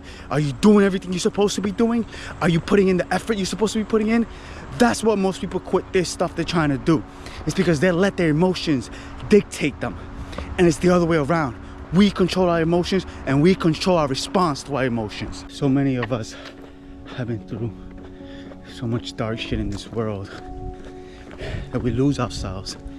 We lose who we truly are, because it's too tough to face those moments. What I've realized in those moments, going back to them, there's strength there to get through them, to get past them. Whatever it has been, child abuse, neglect, not being loved by somebody, just small things in life that we all have gone through. There's so much power in those moments that if we just took the time and the right mindset to dissect them and go back to those moments, we see the wins. But we're so lost in the losses that we let them overwhelm us. We let them stop us, and they just keep piling up and piling up and piling up. That's why most of us don't see our goals that we want to be achieved. It's because we let the losses pile up so high without even taking a look at them, because we're scared of them. Let's stop being afraid and let's win more by just looking at the losses and learning. What I've realized in the last few miles of this run, that there's so much strength in my story of everything I've been through.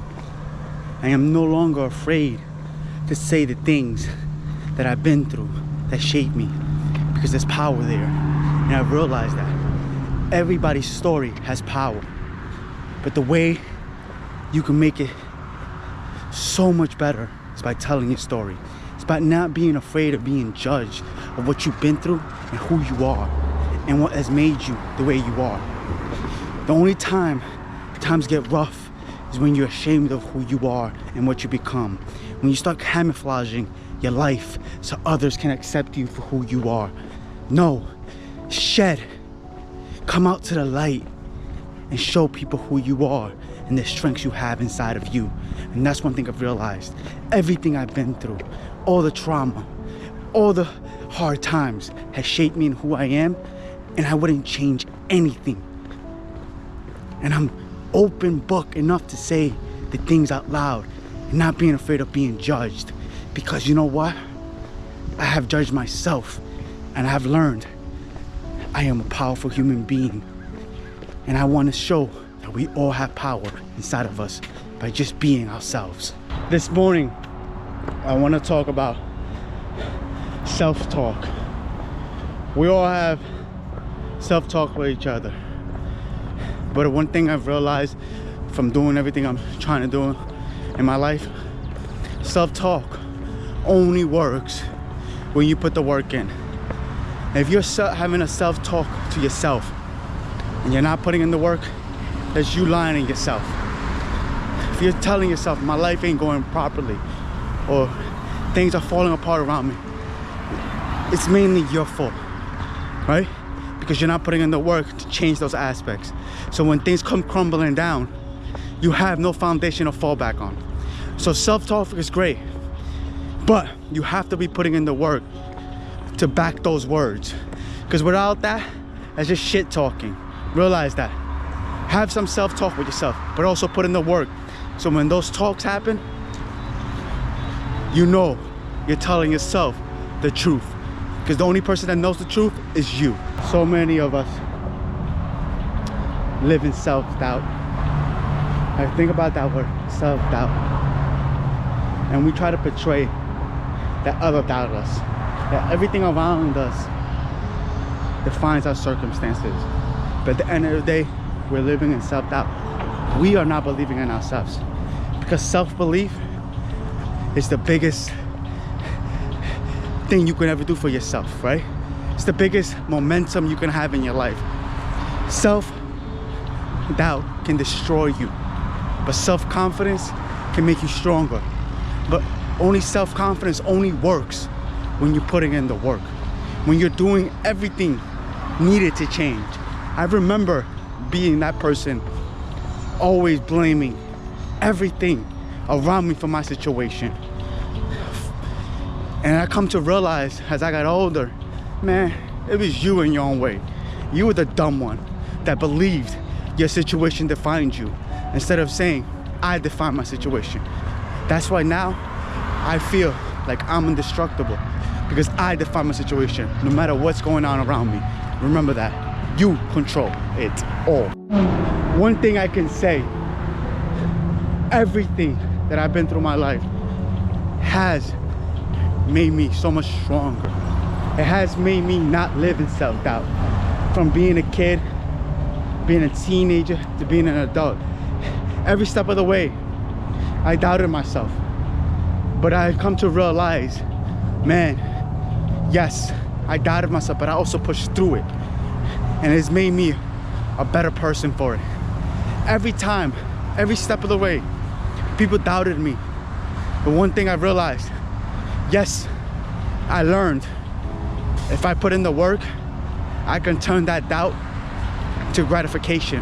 I can turn my doubt into happiness. I can turn others people disbelieving to me into belief, because I hold the cards. Nobody else holds the cards but me. So please stop living in self-doubt. Stop doubting yourself, right? Stop letting others impact your situation. You impact it. No matter what you're going through, you lose a job, if you're having health problems, push yourself, right? If you have money issues, push yourself. You can solve it, but you have to want to solve it. That is the key of life. We have to want to get out of those ruts. If we want to stay in the rut, it's okay, but stop blaming others for it. I've come to realize, as the older I get, maybe if my life would have been easier, I wouldn't be this person I am today. It took me 30 years to be this person I am today. But one thing I would say, I wouldn't change my path. I wouldn't change anything from my life, because it made me who I am. It made me stronger. It made me the better father I am today, the better human I am today. Like they say, the best way you can define a person is not for what they do for themselves, it's for what they do for others. Do they put themselves first, or they put others first? Do they worry about everything else that's going around them, or are they a selfish person? I believe I'm not a selfish person because of everything I've been through, especially with this younger generation now. I talk, I speak to them, I guide them, I don't judge them, but I also tell them, man, stop bitching, stop crying, push yourself, man. Yeah, I know your situation ain't right, but sometimes it don't have to be perfect, because perfection is never ever gonna happen in this world. But we can make the situation better by just applying effort. Effort is the key to life. We have to want to get out of those dark spaces. We have to say to ourselves, I don't want to be in this rut when I get older. And that's one thing I've realized as I got older.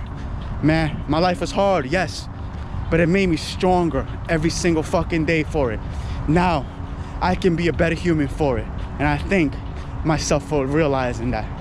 One lesson I've learned, no matter how fast you try to go, you still have to do the work. Like I think about when I drive from New York to Florida, it's 1,000 miles, between 18 to 20 hours. No matter how fast I go, those miles still have to be taken down one by one. I understood that. Like, why speed if I can do the same limit and get there at the same time? Those extra 20 to 30 miles put me in more risk of getting into an accident, getting hurt, getting a speeding ticket. And that's one thing I think about as I'm running this race. No matter how fast I try to go, I still have to do the 100 miles. So take my time, understand my body, listen to it, and put in the work. And this shit will get done one by one, 1 mile at a time. There's no reason to rush process. This process will happen. As anything you're doing in this world. Don't rush it. Enjoy it. Take your time. Enjoy the destination, right? Enjoy the journey. Don't worry about the destination. Enjoy the journey. Don't worry about how long it's gonna take you to get to your destiny. Because if you worry about that, a lot of hurdles are gonna be in your way. I remember when I first started my weightlifting journey, everybody used to say, don't do cardio, don't run, you're gonna lose muscle. I come to think about it now, as I've been running for 3 years, I got a good pound of muscles on me, good few pounds of muscle on me. I haven't lost any. But you know, I've learned about running and doing cardio. The most important muscle we have, we don't worry about training it, our heart. Without our heart, it doesn't matter how much muscle you have, you can't live. If it's not pumping the right way, it doesn't fucking matter how much muscle you have. Can we stop saying that? Cardio will not make you lose muscle, right? If you put in the proper work in the gym, you're eating, you rest, and running the right way, you won't lose muscle. Stop listening to that bullshit. Because I remember being in that bullshit. And it helps running cardio with just your overall health. Think about that. Next time you hear cardio will make you lose all your muscle. I hear all these clowns say, don't do cardio because they will make you lose your gains, your muscle. I remember when I first started my journey in weightlifting, I thought that, I believed that bullshit. But once I started doing cardio for the last 2.5 years, 3 years, I realized, man, there are so many more benefits than people think. The one muscle we have that we don't think about taking care of, the most important muscle, is our heart. That's what cardio trains. Cardio trains your cardiovascular system, your heart. It makes you feel better, right? There's so many benefits of running or doing cardio, any type of cardio. But stop worrying about losing muscle, because the most important muscle you have is your heart. Worry about that. Then worry about how much the superficial muscles you have. And I think I have quite a good physique. One of my strong points is my leg, and I run so much. Stop listening to those clowns. Get out there and do your cardio. Day 7, week 3, last run of the week. 10-mile run this morning. Getting this work in. Just want to talk. As I go for my run, I was thinking about something. And to become successful, we have to be selfish. And most people think being selfish is a bad thing. Yes, it is bad. When you're being a loser, a selfish loser, yes, it's bad. But when you're trying to be a winner, yes, you have to be selfish. So many of us out here, they want to have this balanced life. They want to make the most money. They want to have a great family life, a great this, great everything. It doesn't work that way. We have to be selfish for the things we want to achieve. If we have a goal, for that very goal, we have to be a selfish winner. And I mean, when you give yourself a task, make sure you put a time limit on it and succeed in that time limit. Don't say it's gonna take you 6 weeks to complete this task when it's gonna take you 6 months. That's when you become a bad selfish winner. Remember that. You can be selfish, but you have to put in the work at the end of the day to be able to get the benefits out of it. One thing I can say, right now, I'm a selfish winner. Everything around me is not perfect, never will be. But I am so dedicated to this goal that I become selfish. And I'm so driven. My sight is just on one thing right now. One thing only. Becoming a better runner, becoming stronger, and becoming the best endurance athlete I can be. So I'm being selfish right now. I'm not doing any of the shit that I should not be doing, like drinking, eating bad, unhealthy food. That's what I'm talking about, being selfish. You have to know when you're dedicated to a goal, you have to go all in. You have to be dedicated. You have to be driven. You have to be obsessed, okay?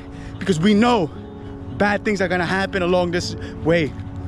And I'm gonna have bad days. But this dedication is gonna keep me going. And I hope you understand where I'm coming from. Be selfish in a good way. Achieve.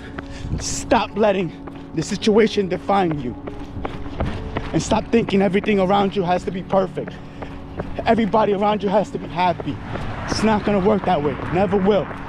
But if you understand, and the people that are there for you understand what you're trying to achieve, they will understand that you won't be there all the time, but you're there in the mental sense of getting the work done. They will understand it. So choose the right people around you. I told motherfuckers, you have a 5-year head start on me. Because my life was on hold for 5 years. Couldn't do anything. It's okay. I was watching, sitting, learning, educating myself, understanding I'm preparing myself for the next 20 years. So yes, motherfuckers may have a 5-year advantage over me. But I was in the lab, motherfuckers, getting what I need to get done.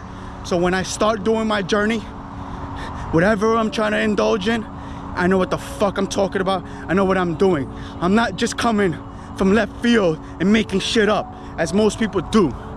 Understand, the information I give you ain't bullshit, ain't lies. It's because I've been in the lab. I've been putting in the work that I need to get done to be able to speak my truth. Understand that. Understand yourselves. Whatever you're trying to achieve, make sure you put in the work and back it up. 5 years. I've been inside of a cage, not being allowed to do what I want to do. But you know what I said? I can't do everything I want to do. I can't get out there and help as many people as I want to. So you know what I do? I'll divulge my time to helping one person at a time in private. I don't have to expose who they are. They know who they are, especially if they're watching this. And I changed their outlook on life. Because I said to myself, yes, I might not be able to do everything I want to do. Get out there and make all the moves I want to make. But they can. And I can show them the blueprint to change their lives, to change their minds, to change their way they look at life. And I can say it's been a fucking success. I am proud of all these motherfuckers who have done the changes needed to grow. And their lives have changed. And I hope they continue to grow. Because like I said, I gave motherfuckers a 5-year head start. I'm here, bitches. Running at a 7:30 pace right now. Feeling amazing. Still can talk. Still can conversate. Remember, not everything you see, you can judge. Because you don't know everybody else's goals. You don't know what they're trying to achieve. I'm not trying to achieve my fastest mile. I'm trying to achieve 100 miles. Remember that. Before you judge, learn, motherfuckers. This is for all the people that take other motherfuckers' opinion seriously, especially on fucking line. Most of those motherfuckers, the ones who have the biggest opinions, the ones who have so-called the evil messages, the trollers, 99% of them are living home in their mama's basement. So why the fuck should their opinion matter? Look at yourself. Look at the people you have around you. That matters. Stop. Stop letting a fucking negative or hateful message get in that fucking head of yours. Who gives a fuck? Think about it. They live at home in their mama's basement. Clowns. That's why they want to bring everybody to their mindset, everybody to their level, so that they can have visitors, that they can have company. Fuck that. Rise above it. Use it as fuel, motherfuckers. Bring it on.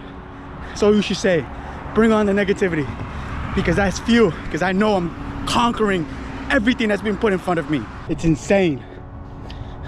I am 35 years old and I believe I'm hitting my fucking prime right now. I remember everybody used to tell me, you'll never feel as good as you would when you're younger. Get the fuck out of here. That's all a mindset. You put that shit in your mind that you think you're getting older, so you have to slow the fuck down. No. That's not fucking true. If you put the effort in and the work in, you can feel great throughout your whole life. I am 35, never felt better because I've taken care of my body.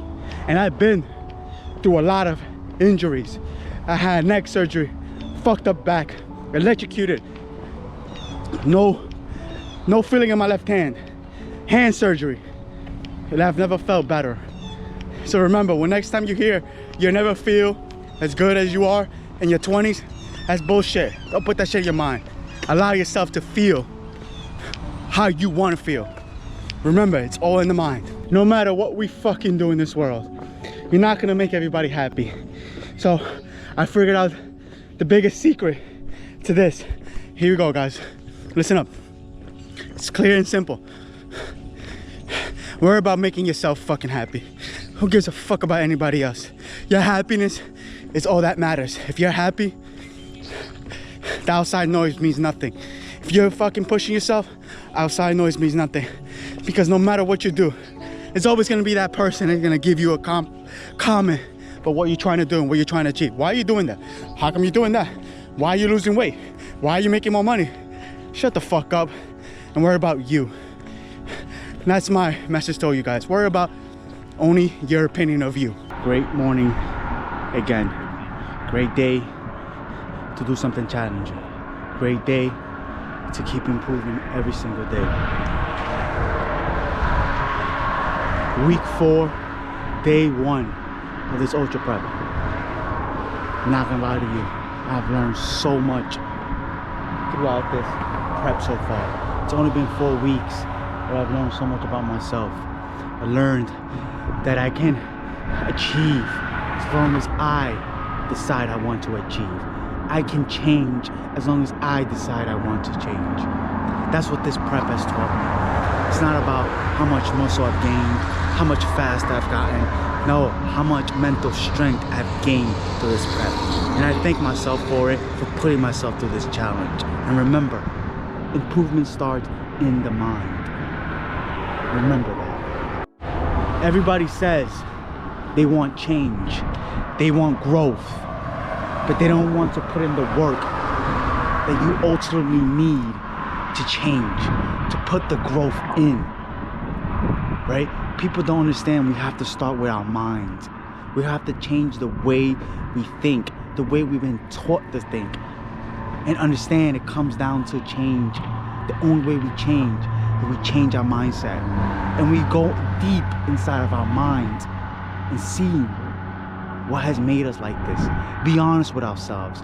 Don't lie to ourselves. That's what most of us do. We keep ourselves in a dark hole because we want to be perfect in our own eyes. But sometimes the growth happens when you break yourself down and discover why are you the way you are. And that's one thing I've done for myself. Man, I used to be a bum, lazy piece of shit, blaming everybody else for my downfalls. And I come to realize it was me all wrong. I had to change for in order me to grow. Please do the same. The reasons I don't feel overwhelmed is because everything I'm trying to do, I understand that I need to schedule it the right way. Like if I'm out for my run, I need to concentrate for my run in the mornings, right? I need to wake up earlier, get my stretching right before my work, right? If I'm gonna work on my workouts, when it's time to work out, I work out. If I'm gonna work on my business, I gotta make sure I work on my business. If I'm gonna work on my YouTube channel, I'm gonna make sure I work on my YouTube. This is the reasons why I don't feel overwhelmed. I have tasks and I understand from this time to this time, that's all I'm worried about. I'm gonna concentrate and give my all. I'm not gonna have my head swiveling 3 different ways. That's why I don't feel overwhelmed, everything I'm doing. Understand, the only reason you're feeling overwhelmed is because you're trying to take too much on at once. You're trying to get it all done at one time, and you can't do that.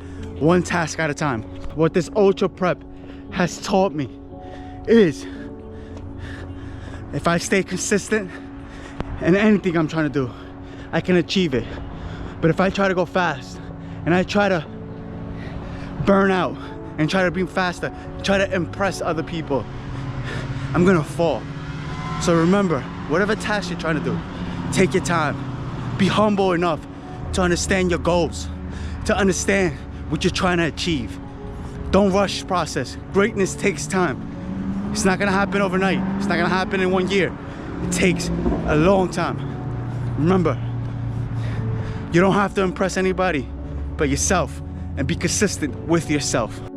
Everybody thinks that when the day goes bad, it's at that time that it went bad.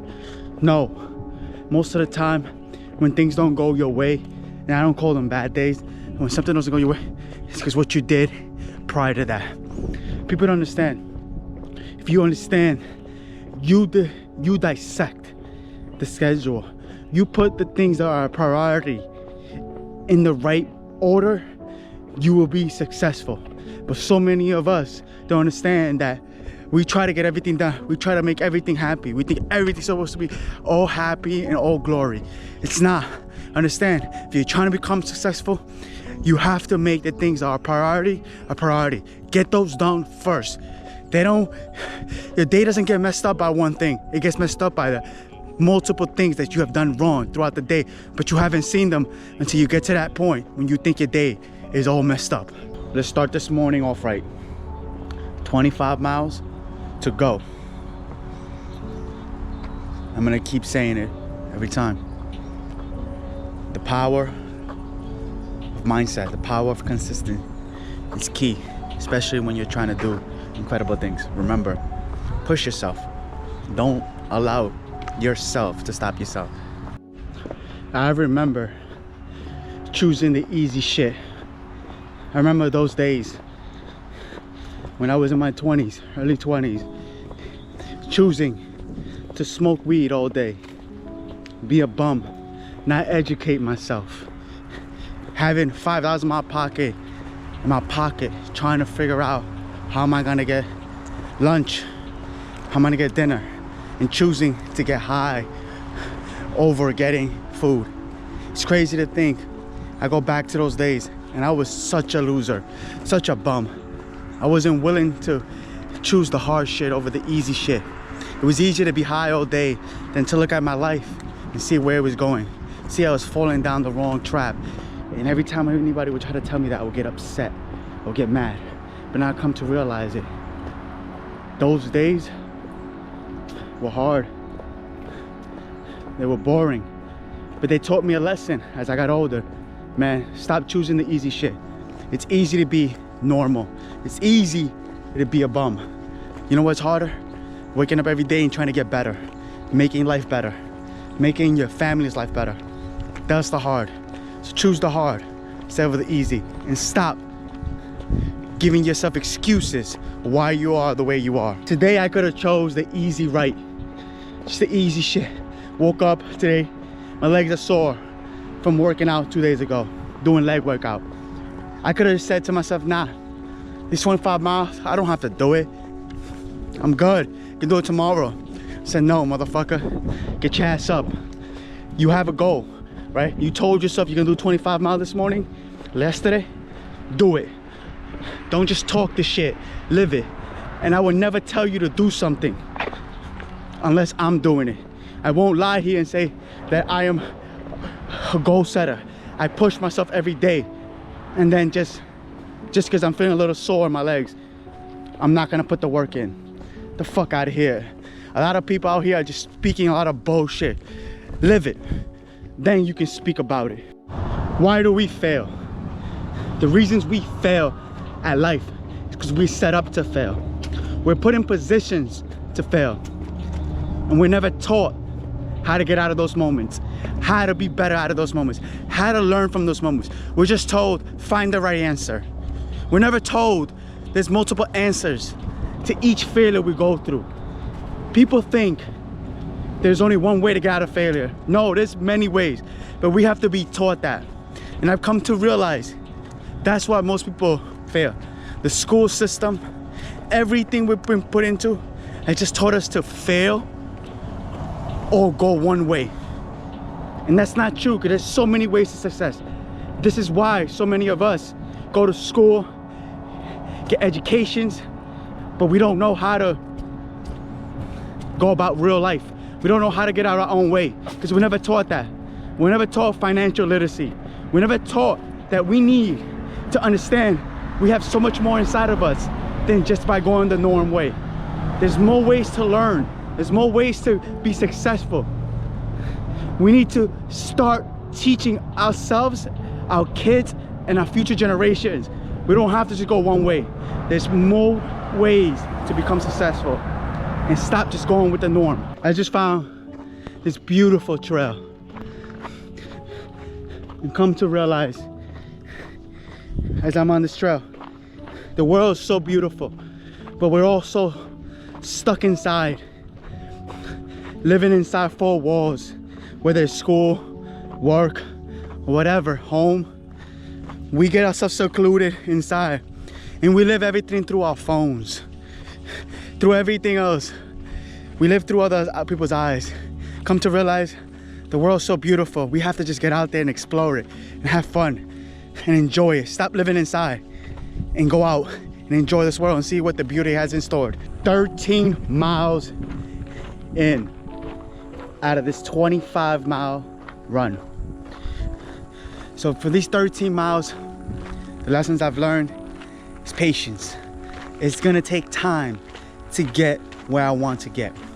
Every goal I have in this world is gonna take its time. If I try to rush through it, I'm gonna fail, I'm gonna fall, and not gonna be able to get up. There are lessons to be learned along this run today, and I'm learning them. It's 85 degrees outside, so I understand I gotta keep my hydration up. I gotta understand that I will feel more fatigued because of the heat, but we gotta understand, take our time. Don't rush the process. The process is where all the lessons are made. If you try to rush, you don't learn.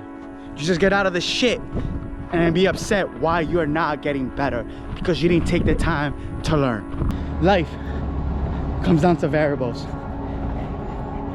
As I'm in mile 18 of this 25-mile race, I've come to understand that life is about variables, which I mean is, like today, it's a hot day, 85 degrees, pure sunshine, the sun beaming down. That's a variable, and I have to understand everything I'm doing comes down to variables. Also, my daughter came with me to pace me with her little scooter. She did a great job today. I'm very proud of her. She pushed herself. She showed me that what I've been saying to her and what I've been showing her absolutely works. Okay, another variable came down. Her scooter stopped working in the trail. So I said, I'll push it. Yes, that day of that race, I'm not gonna have a variable like that. But if I can handle that variable right now, not let it affect me, and only lose 30 seconds on my pace, I'm okay with that. Just to have her out there with me, pushing me. And she pushed me because she started running the trail. She ran her 2 miles. She was so proud of herself and she pushed herself to run her 2 miles. So it comes down to variables. Just remember that. Everything in life we do comes down to variables. But those variables don't have to destroy us, don't have to sideline us. We have to learn from them. Today I learned a lot of lessons and I'm proud of it. And I'm not willing to give up on myself. Anything that puts in front of me, I will knock it down. I will pick up whatever I have to pick up. Remember, don't stop yourself just because a variable becomes in your way. That I learned during one of the hardest times we all went through, the pandemic, was I was able to stop, pause, and look at my life and look at the mistakes I was making and making all the dumb decisions I was doing. And I had no excuse for why not to dissect into those decisions, those times. And time stood still for a while, and I was able to learn so much about myself, and I thank myself for doing that. Instead of taking a negative way about it, I said I have no control over it, so let me learn from myself. In that time, I learned so much about myself. I was able to fix all the things I was making a mistake in, and to this day I can say I'm learning. But that time taught me so much. It taught me what I can be if I just stop living a normal life, stop just going about it and letting every day feel the same, every day not striving for better. That's what it taught me.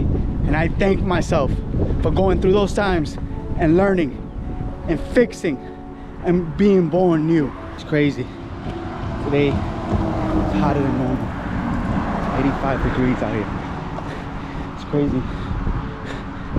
And this is so fucking true. Anybody can do anything when it's nice and 70, cool breeze. You can be more motivated as fuck to do anything you want to do because everything's going perfectly, right?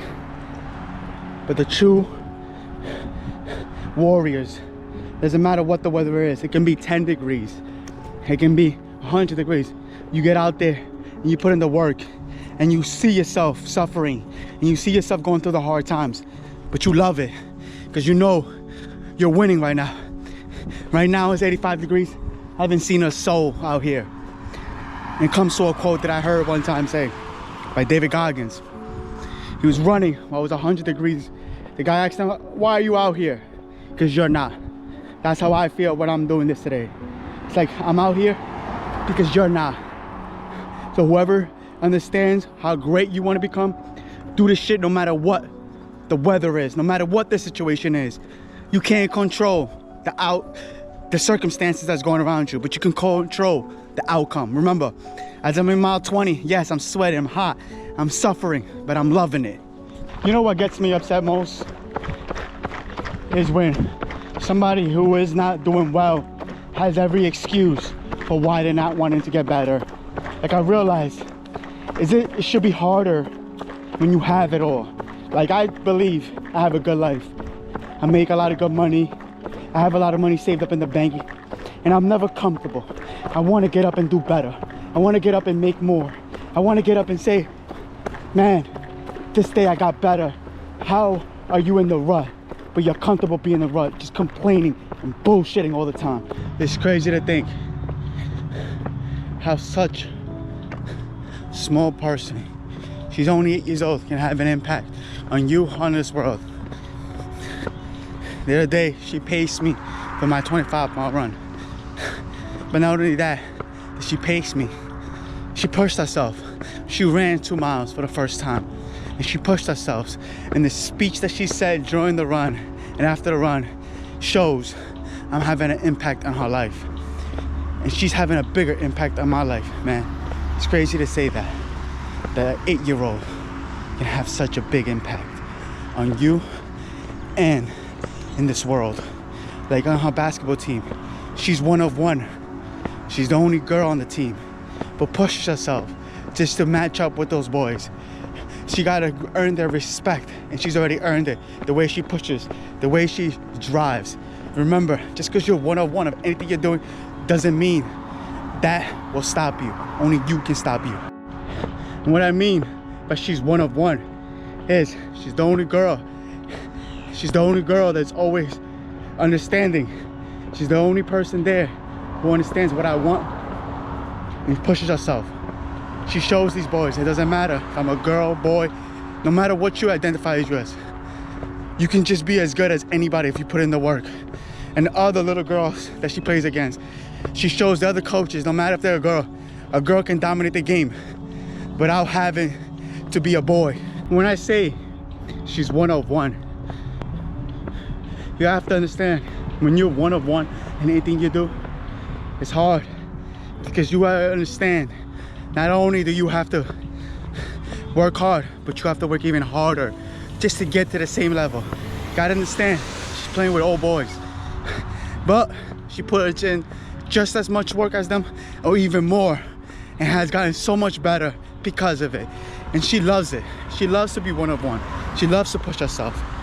Most motherfuckers, when they start to change, they think they need to bring everybody along with them, all their friends, family members. And you gotta come to realize, if you want to change, you don't need to bring anybody with you. You bring yourself, you bring your work ethic, you bring in everything you need for yourself. And if people want to change, they will come with you. They will follow. They sometimes even will lead.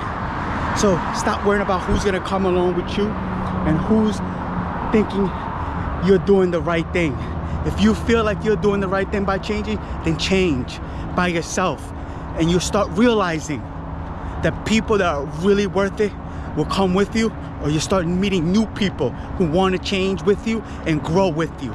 Remember, you don't need anybody to change. You just need yourself, your mind, and you will change. One of the best satisfactions I can say I get in life is to see others doing good, especially others that are so vulnerable to tell you what they're struggling in, what they're working on.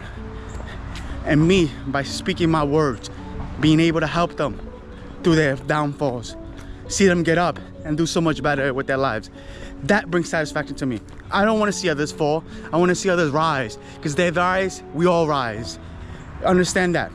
Remember, you don't need to bring others down to make yourself feel good. Remember, it's about you and only you. Brings up. Remember, up.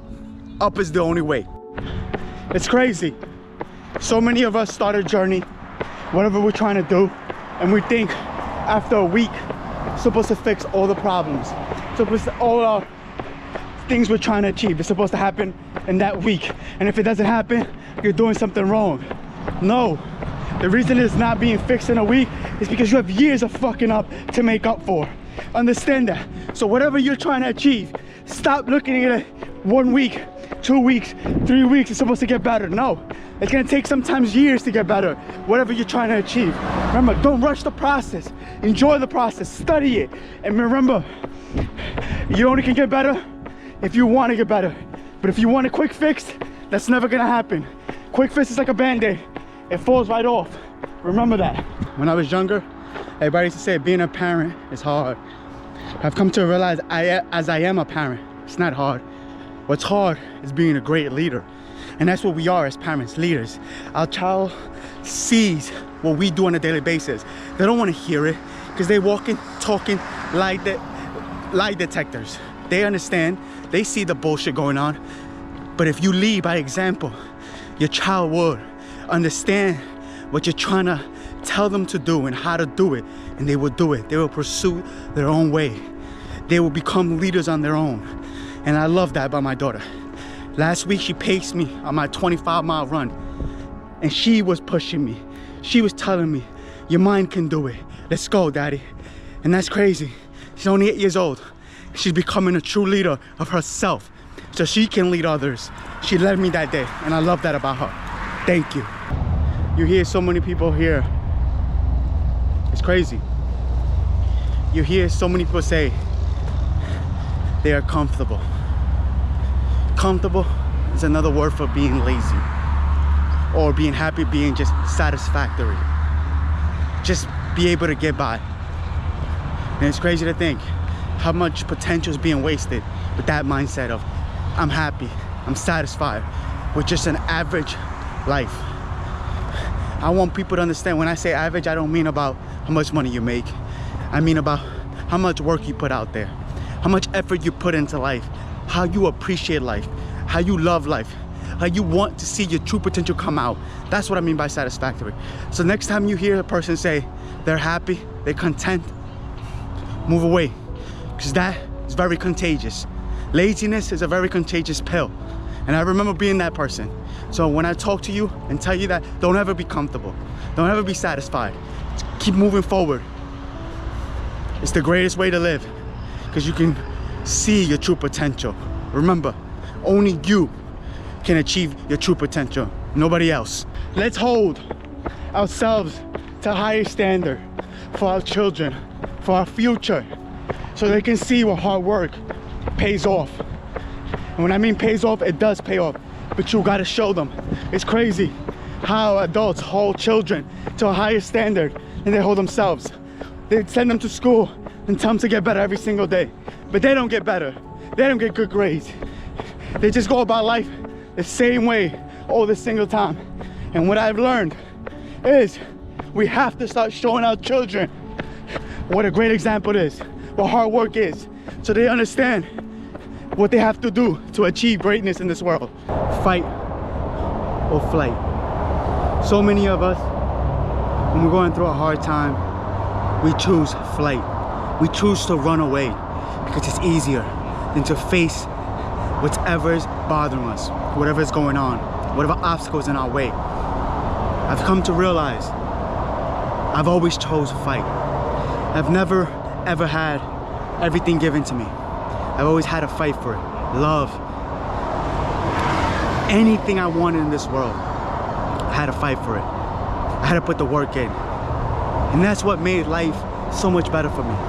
Yes, I had to go through a lot of hard times, but in those hard times, I always chose to fight. I never knew how to run away from my problems, because if I ran away, they'd still be there. They'll be in the back of my head. They just creep up at any time. So remember, whatever hard time you're going through, fight, dissect it, understand it. Don't run from it, because it's never gonna go away. It's always gonna be there in the back of your mind and haunt you. And that's not a pretty way to live, with something haunting you. Remember, fight. When I talk about the man in the mirror, I mean yourself, the past self, the person that used to make all the mistakes, the person that put you in the position you're in. Face that person in the mirror. Stop running from that person, because that person has the answers, but you have to go through a lot. You have to face all the mistakes you have been through, and you'll see that man in the mirror will never lie to you. He'll tell you where you're weak at. He'll tell you where you're lacking. He'll tell you you're fucking up. But so many of us don't really look at that person in the mirror. We think outside sources have the answer for us. No, the person in the mirror has all the answers, but you gotta be willing to talk to that person and be vulnerable and go through some shit mentally and face it. Don't run. That's when I fixed myself. When I stopped running from myself. Stop running and face the man in the mirror.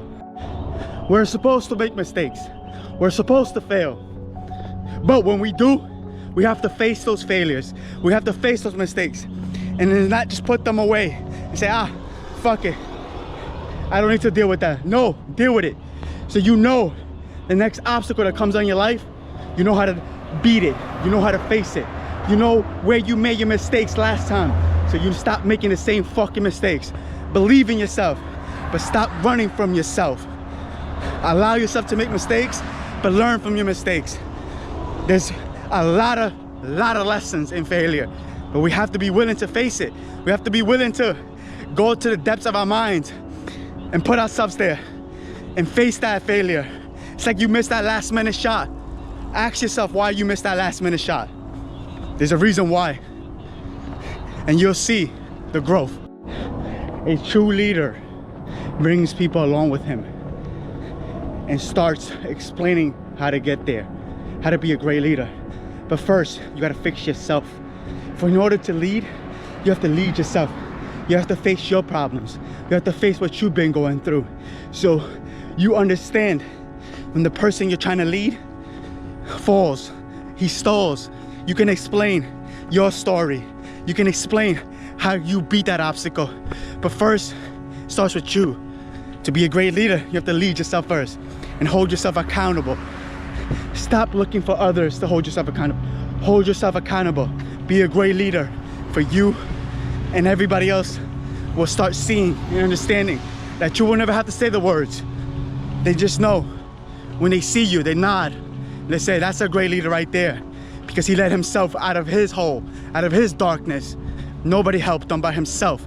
Help yourself become a great leader, and you'll see life changes once you start leading you and only you. No matter where you are. So week 6, start of week 6, I had to travel to New York. It's freezing, it's snowing, but I'm still gonna hold myself accountable. I'm still gonna be able to put the work in. And I'm gonna go for my 10-mile run this morning in all this weather and still be proud of myself. No matter where you are, no matter what the situation is, do the job you want to do. Get the work done. Don't be afraid to put the work in. Don't be afraid to let the situation define who you are. Look at today. I'm in the snow. My feet are wet. My face is cold. But I'm still here. And I want to put the work in. Wherever. It's crazy to think we're being taught the wrong things. Like I see all these things about vulnerability. People put the aspects of vulnerability, about crying, about putting your feelings and start crying and breaking down. No, vulnerability to me is when everybody speak what's going on in your life and be able to handle it, and you be able to speak to somebody who can understand you. And that doesn't mean you have to break down and cry. Yeah, sometimes you will, but vulnerability is mostly being able to put your feelings on the table and talking about what's going on a day-to-day basis and not letting it break you, because sometimes holding those feelings in can do more damage than a lot of other things, because you walk around angry, you walk around sad, and those feelings are just inside of you. Remember, vulnerability doesn't mean crying. Vulnerability means being able to be man enough to speak and be able to understand others around you for what they're going on, but also being able to handle those feelings and dissect them and get better with them, not just bitching about it. Remember, vulnerability, there's so much strength in it. Can't be afraid of it. When I say being vulnerable, so powerful. If you watch my channel and being vulnerable to 100%. Most people are scared to be vulnerable because they haven't dealt with their past. They haven't dealt with what they've been through. So vulnerability to them is looked at as weakness, but it's not.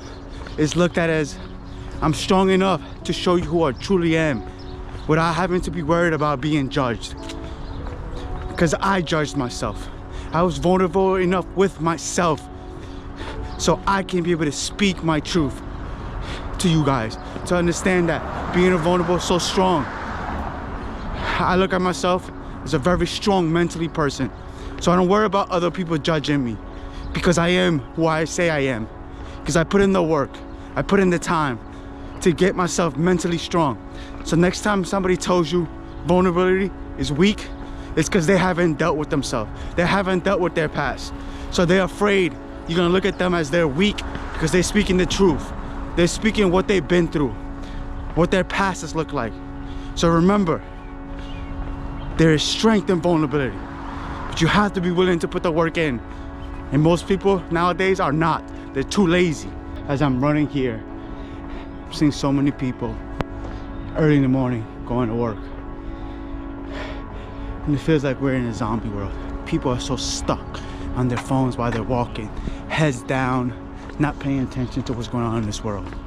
It's crazy that our phones are supposed to be tools to make us better, to make us stronger, to make us smarter. And we don't use them for that. We use them to get lost. We use them to let time pass by, and we don't pay attention to what's going on every single day. Man, it's crazy to think that it feels like we're in a zombie world. People are so lost, so stuck on their phones. They're not realizing the beauty of this world and the beauty that you can become if you just pay attention.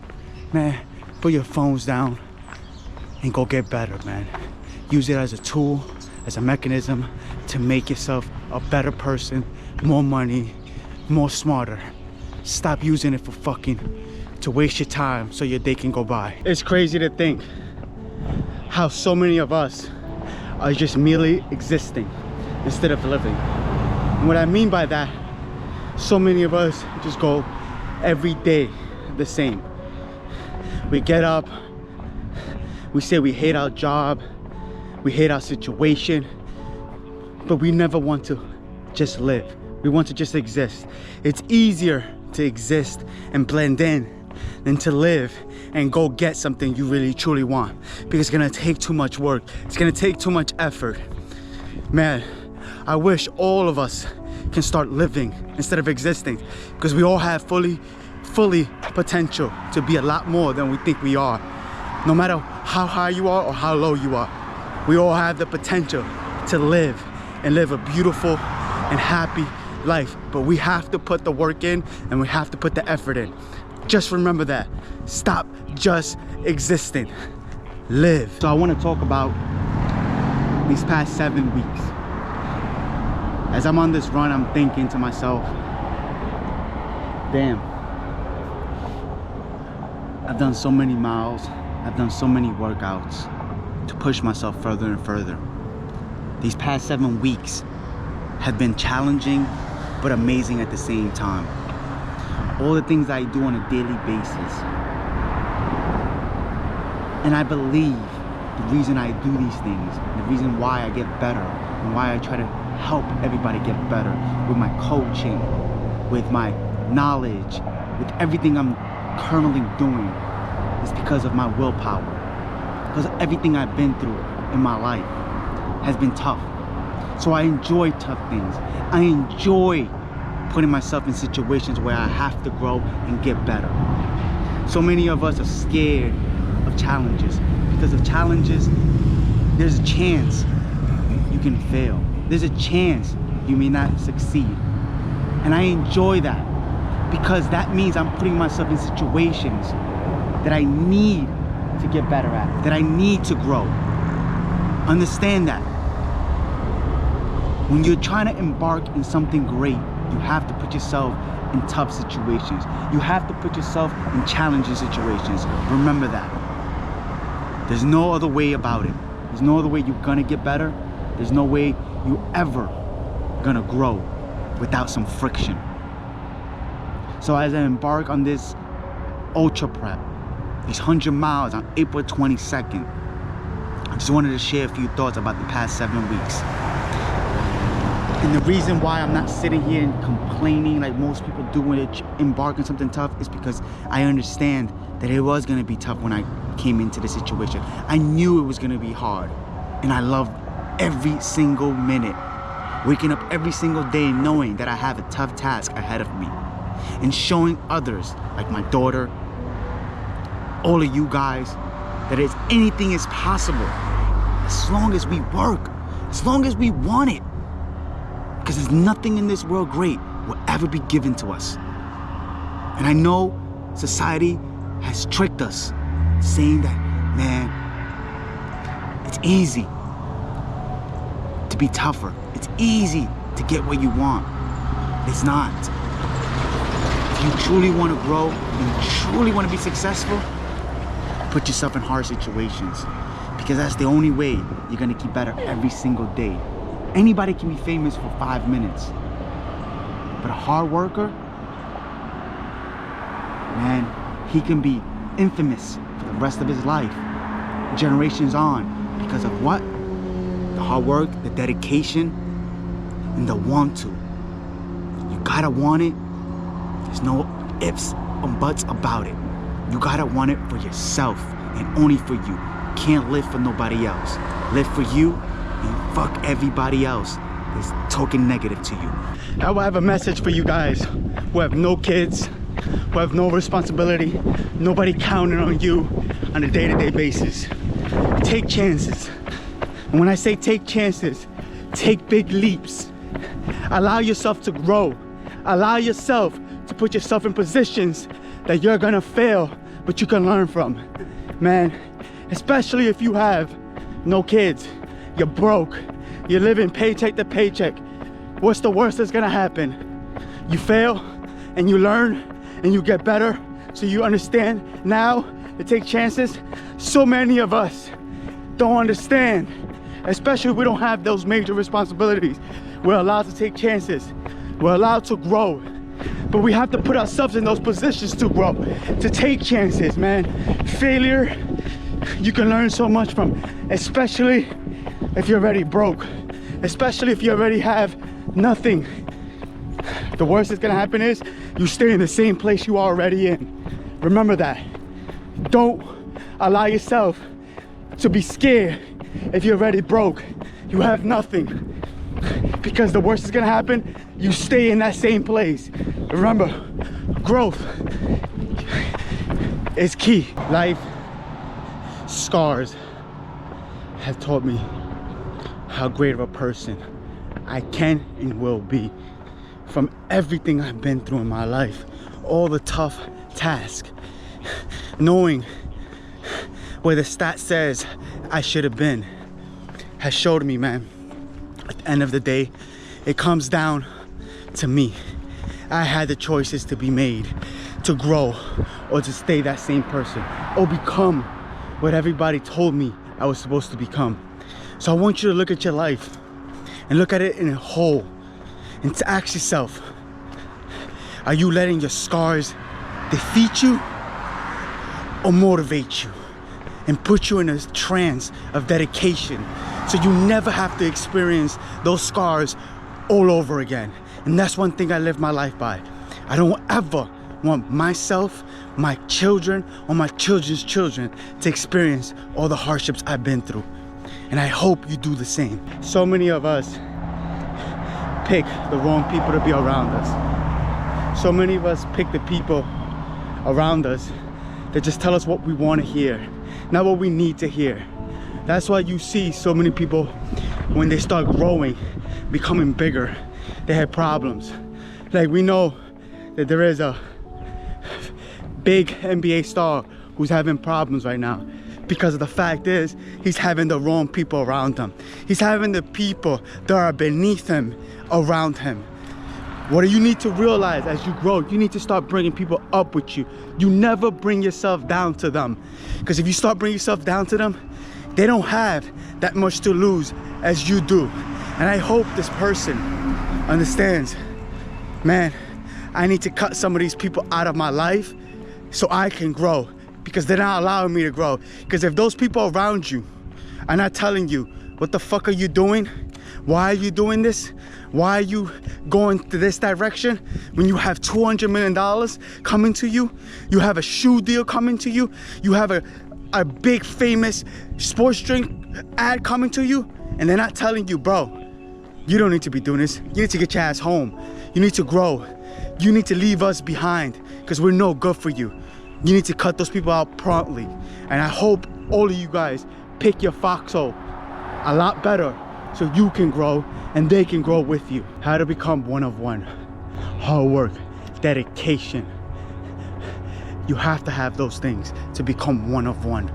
Because at the end of the day, it comes down to this. Whether you're trying to become successful at school, work, the gym, you have to become one on one.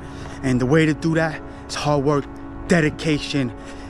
You have to push yourself further than you ever thought you can do. That's the way, and the only way to become one on one. Hard work, dedication, and put yourself in situations that are going to be challenging and going to be hard. And you know it's going to take everything you have inside of you to get out of it. Only way to become one on one. Also, I want to give out this tip. Can we stop overestimating how many calories we're burning during exercise, during weightlifting and cardio? I seen a video the other day, and the dude was saying he burned 546 calories during his 30-minute stair stepper session. And it's funny, we believe that these Fitbits, Apple Watches, whatever devices we're using are close to accurate, and they're not even close to accurate, because I ran for 4 hours the other day and it said I burned 2,200 calories. Do you see the disparity, how off they are? It doesn't make any sense, right? How I only burned 2,200 calories in 4 hours, and how he burned 600 calories in 30 minutes. Don't make sense, right? And I was outside battling the elements. I was in hot weather. I had to go up and down hills. He was in a cool gym, nice, cool temperature, but he burned 600 calories in 30 minutes. Let's stop listening to these so-called influencers. They think they know what they're talking about, but they don't have a clue, right? They're just making stuff up as they go along. Remember, look at your body, look at what you're eating, and that will tell you more information than any device can tell you. The other day, I was out for my morning run. One of my older neighbors came up to me and said, I love what you're doing with the kids, helping them out, have the basketball court there for them, and allow them to play, allow them to hang out. And it's crazy, the mindset that's not looked at as normal, that's looked at as some superior thing. Helping our children become better, getting them to stay out of the street, making sure they don't get lost, making sure they have somebody they can talk to. They need to build up. We have to get out that mindset, man. We're all humans. We're all here for a reason. It's to help one another get better. And if you see somebody struggling, you see somebody having a hard time, You are allowed to help. You're allowed to insert yourself. You're allowed to make sure that that person has somebody they can turn to. Man, I wish when I was their ages, I had somebody that would want to be there for me. Because honestly, that's all I needed. Somebody who wanted to be there. And we all need that. So my job now with my daughter, or any of these kids that show up in front of my house to play basketball, is to show them that somebody cares and is there for them, and make sure that they know they are loved no matter what, and they can get anything they want out of life as long as they put the work in, as long as they make sure they're there all the time. Just remember, our job as adults is to guide.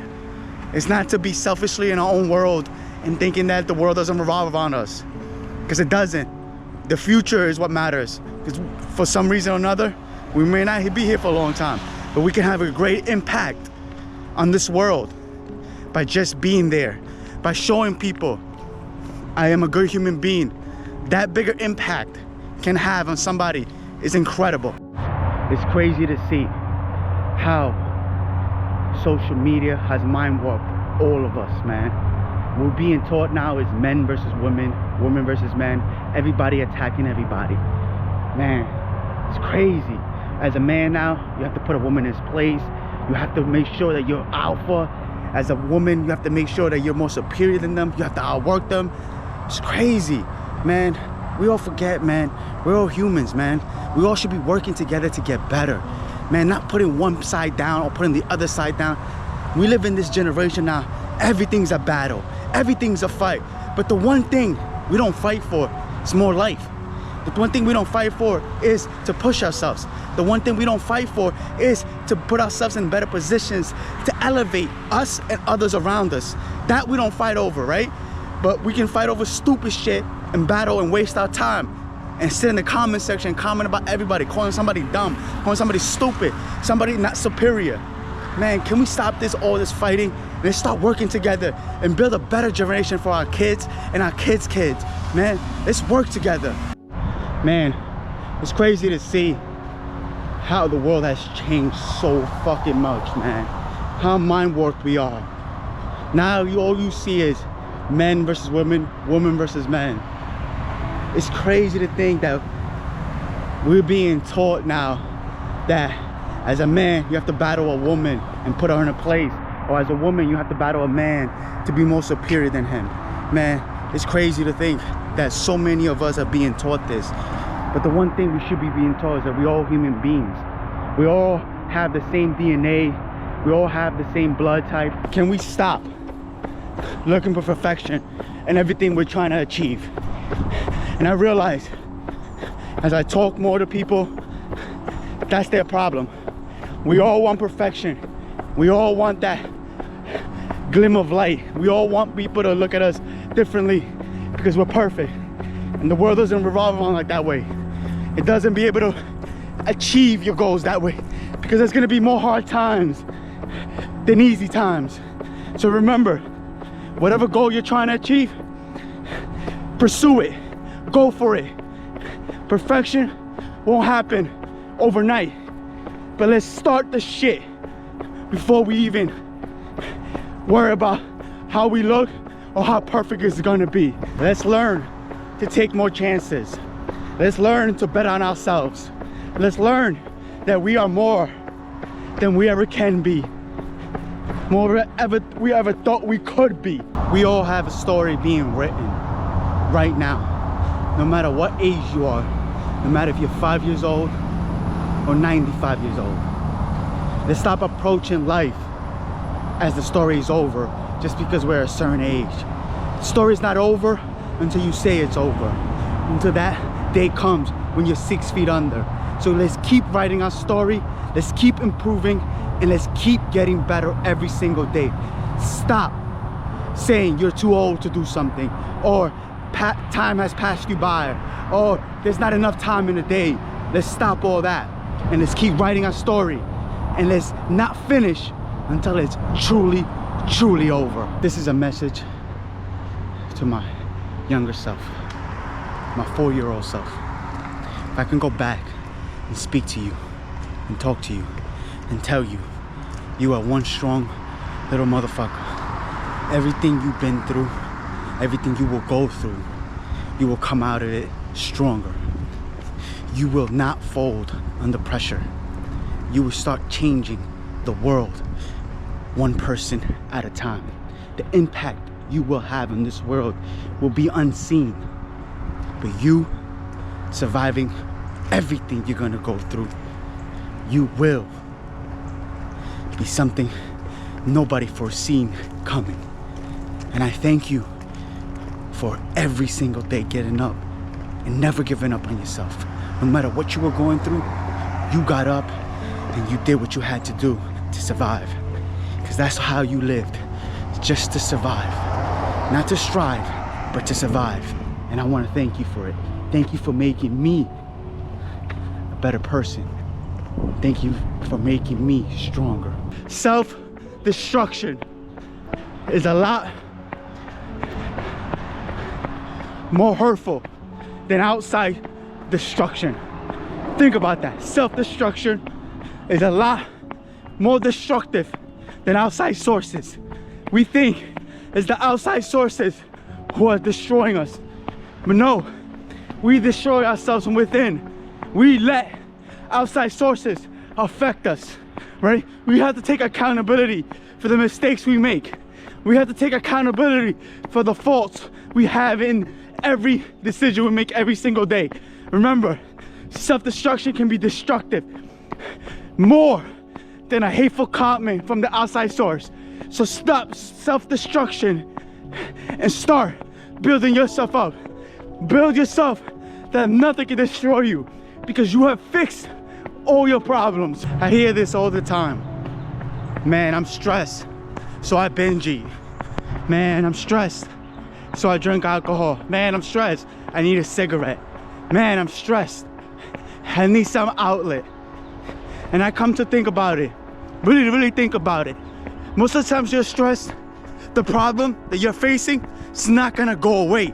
So let's stop running from our problems and running to food, alcohol, cigarettes, whatever you're running to. And let's fix the problem, because the problem's not gonna go away. Because after you finish eating all that bad food, smoking that cigarette, drinking that alcohol, that problem's still there. So let's face our problems and let's stop fucking running from them, right?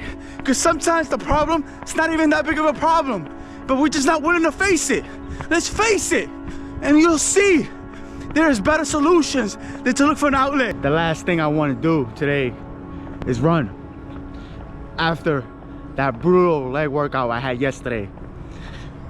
But remember, I have a standard to hold myself to. Every time I feel tired doesn't mean I have to stop. It just means I'm doing something right, especially for this 100 miles, because I'm gonna feel worse some of these times. And it's crazy, as I'm out here, I'm starting to walk, starting to run, I'm starting to feel better. The sun's hitting me. I'm feeling a lot better. I'm feeling more energized. Sometimes that feeling tiredness is our mind telling us, stay home. It's okay, take a nap. You can relax today. But when you start going after it, you start realizing, I wasn't even that tired. It was just my mental. My mind wanted me to stop. My body didn't want to stop, my mind did. Believe in yourself. And when you're feeling tired, just try to do something, whatever you're trying to do, and maybe your energy will come back. Remember, push past your mental limits. The other day, I made a video about putting yourself in uncomfortable positions. One of the comments I got was, well, life will do that, so I don't have to. Yes, we understand life is gonna put you in uncomfortable positions, but if you train for those positions, put yourself in hard times and know how to get through to them, when that hard time comes around that life puts you in, you know not to fold. You know not to stay down, because you've been in these positions, because you have trained for yourself to put yourself in hard positions. So stop waiting for life to put you in hard positions and understand. Train every single day, your mind, body, and spirit for them. So today on this run, I've been running with 3 liters of water, a big heavy bag, right? Say it weighs anywhere between 10 to 12 pounds, right? Doesn't sound like a lot, but try to run with that every single day. It feels, the first time you put it on, it feels like, wow, this is heavy. Starts to hurt your shoulders, starts to hurt your back. That's life. When you try to run with so many problems in your head, and you try to go every single day without facing your problems, it's like having a backpack that weighs 10 to 15 pounds on your back. And you wonder why you keep falling. You wonder why you keep stopping. It's because you're running with so much weight on top of you. You gotta let the book bag off your back and let your problems come out. And it's okay, we all have problems. We have to face them. Without facing them, it's just adding more baggage to your back. And nobody can run fast or excel at life with so much baggage on their back. So many of us think so many things are impossible. The reasons why is because we're not putting no effort into our life. So we think anybody that's excelling has to be special, has to be one of a kind. And we don't realize those people that become one of one, they come one of one because of hard work, dedication. They understand you have to put the work in to get the results. No matter how good you are, the only way to get better, and especially when you're trying to compete with yourself, you have to be able to get better every single day and put the work behind it. Nobody's gonna do it for you. You gotta do it for yourself. Most people who are gonna judge what you're doing or who you are, the reason they're judging you, the reason they're commenting is because they have self-doubt in themselves. So they have to try to make others feel the way they feel.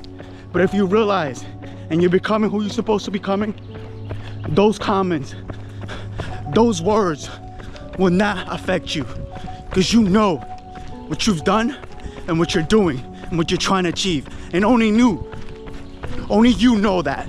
To all young men out there, I want you to listen to this, please. It's okay to be vulnerable. And I don't mean being vulnerable. People think being vulnerable is crying, being emotional. No, it's not. Being vulnerable is when you're able to speak your truth. And over to all young men out there, please listen to this and understand this. Anybody that's telling you being vulnerable makes you weak, it's because they haven't faced their problems. They haven't faced their truth. Being vulnerable doesn't mean crying, doesn't mean getting emotional.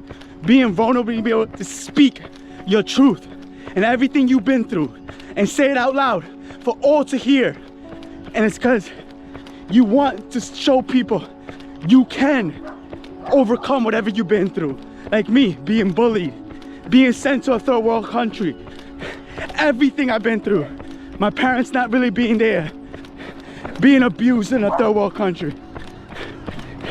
There's so much power in this, because I can show all of you that no matter what you go through, you will come out of it and be stronger than ever. So this weekend, my daughter had a basketball game. And this was the first game that her grandfather, who has stage 4 cancer, got to see her. So we don't know how many more he'll be able to watch. So I pulled her to the side and I said to her this weekend, dedicate this game for him. Play this game for him. Show him how good you are. And every time you score, you show how much you love him. I've never been so proud of my little girl. She had her greatest game. And every time she scored, she pointed at him and put her heart at him, telling him that she loves him and this is for him. We all take the little things for granted. Our health, we take that for granted. Remember, we don't know when will be our last day on this earth. Let's take more priority towards it. And remember, let's shape our children to understand that this world is full of happiness, but we have to show them. We have to show them by being a great guidance. And we don't understand that. Our children only act to what they see. And I love my daughter for it this weekend. She was a monster mentally to be able to do that, not 8 years old. This past weekend, my daughter had a basketball game. And it was the first game that her grandfather got to watch her. He has stage 4 cancer. So he's battling, he's fighting, and he took the time to go watch her. So what I told her was, this game you dedicate to him. Every time you score, you point at him and you tell him you love him. And my daughter went to a zone that she's never been to. She was the most dominant player out there because she said, if he can battle what he's battling, I can go out here and play here. She played the whole entire game. She didn't come out. She never asked to come out. It's crazy to think that we take so much things for granted. The little things, especially our health. Man, and he told me this weekend what he would do just to get his health back. But one thing I want to say by this message is, let's guide our kids the right way. Let's show them we can do anything as long as we put our mind to it. And she put her mind to it. She dominated everybody out there for her grandfather to show him, look, I got this. So do you. This message is for anybody that's getting picked on, bullied, and whatever form you get, what's happening to you. Think about this. The person that is doing this to you, how insecure they are, how much hurt they're going through. So they want you to feel the same way because they see how strong of a person you are. And they don't like that. So they think they need to pick on you, need to bring you down to their level. So next time you think, man, why is this person doing this to me? Why is this person putting me through this? It's because they're insecure about themselves. They feel so small. They want the world to feel as small as they do. So don't fold under that pressure. Understand that you are strong and you can overcome it as long as your mind allows you to.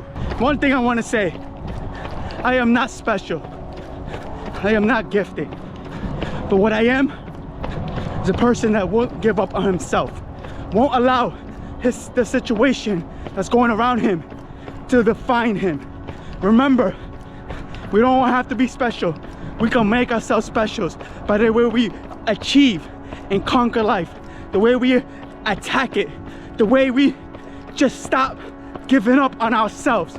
Remember, you don't have to be special to achieve greatness. You gotta be a hard worker and willing not to give up on yourself.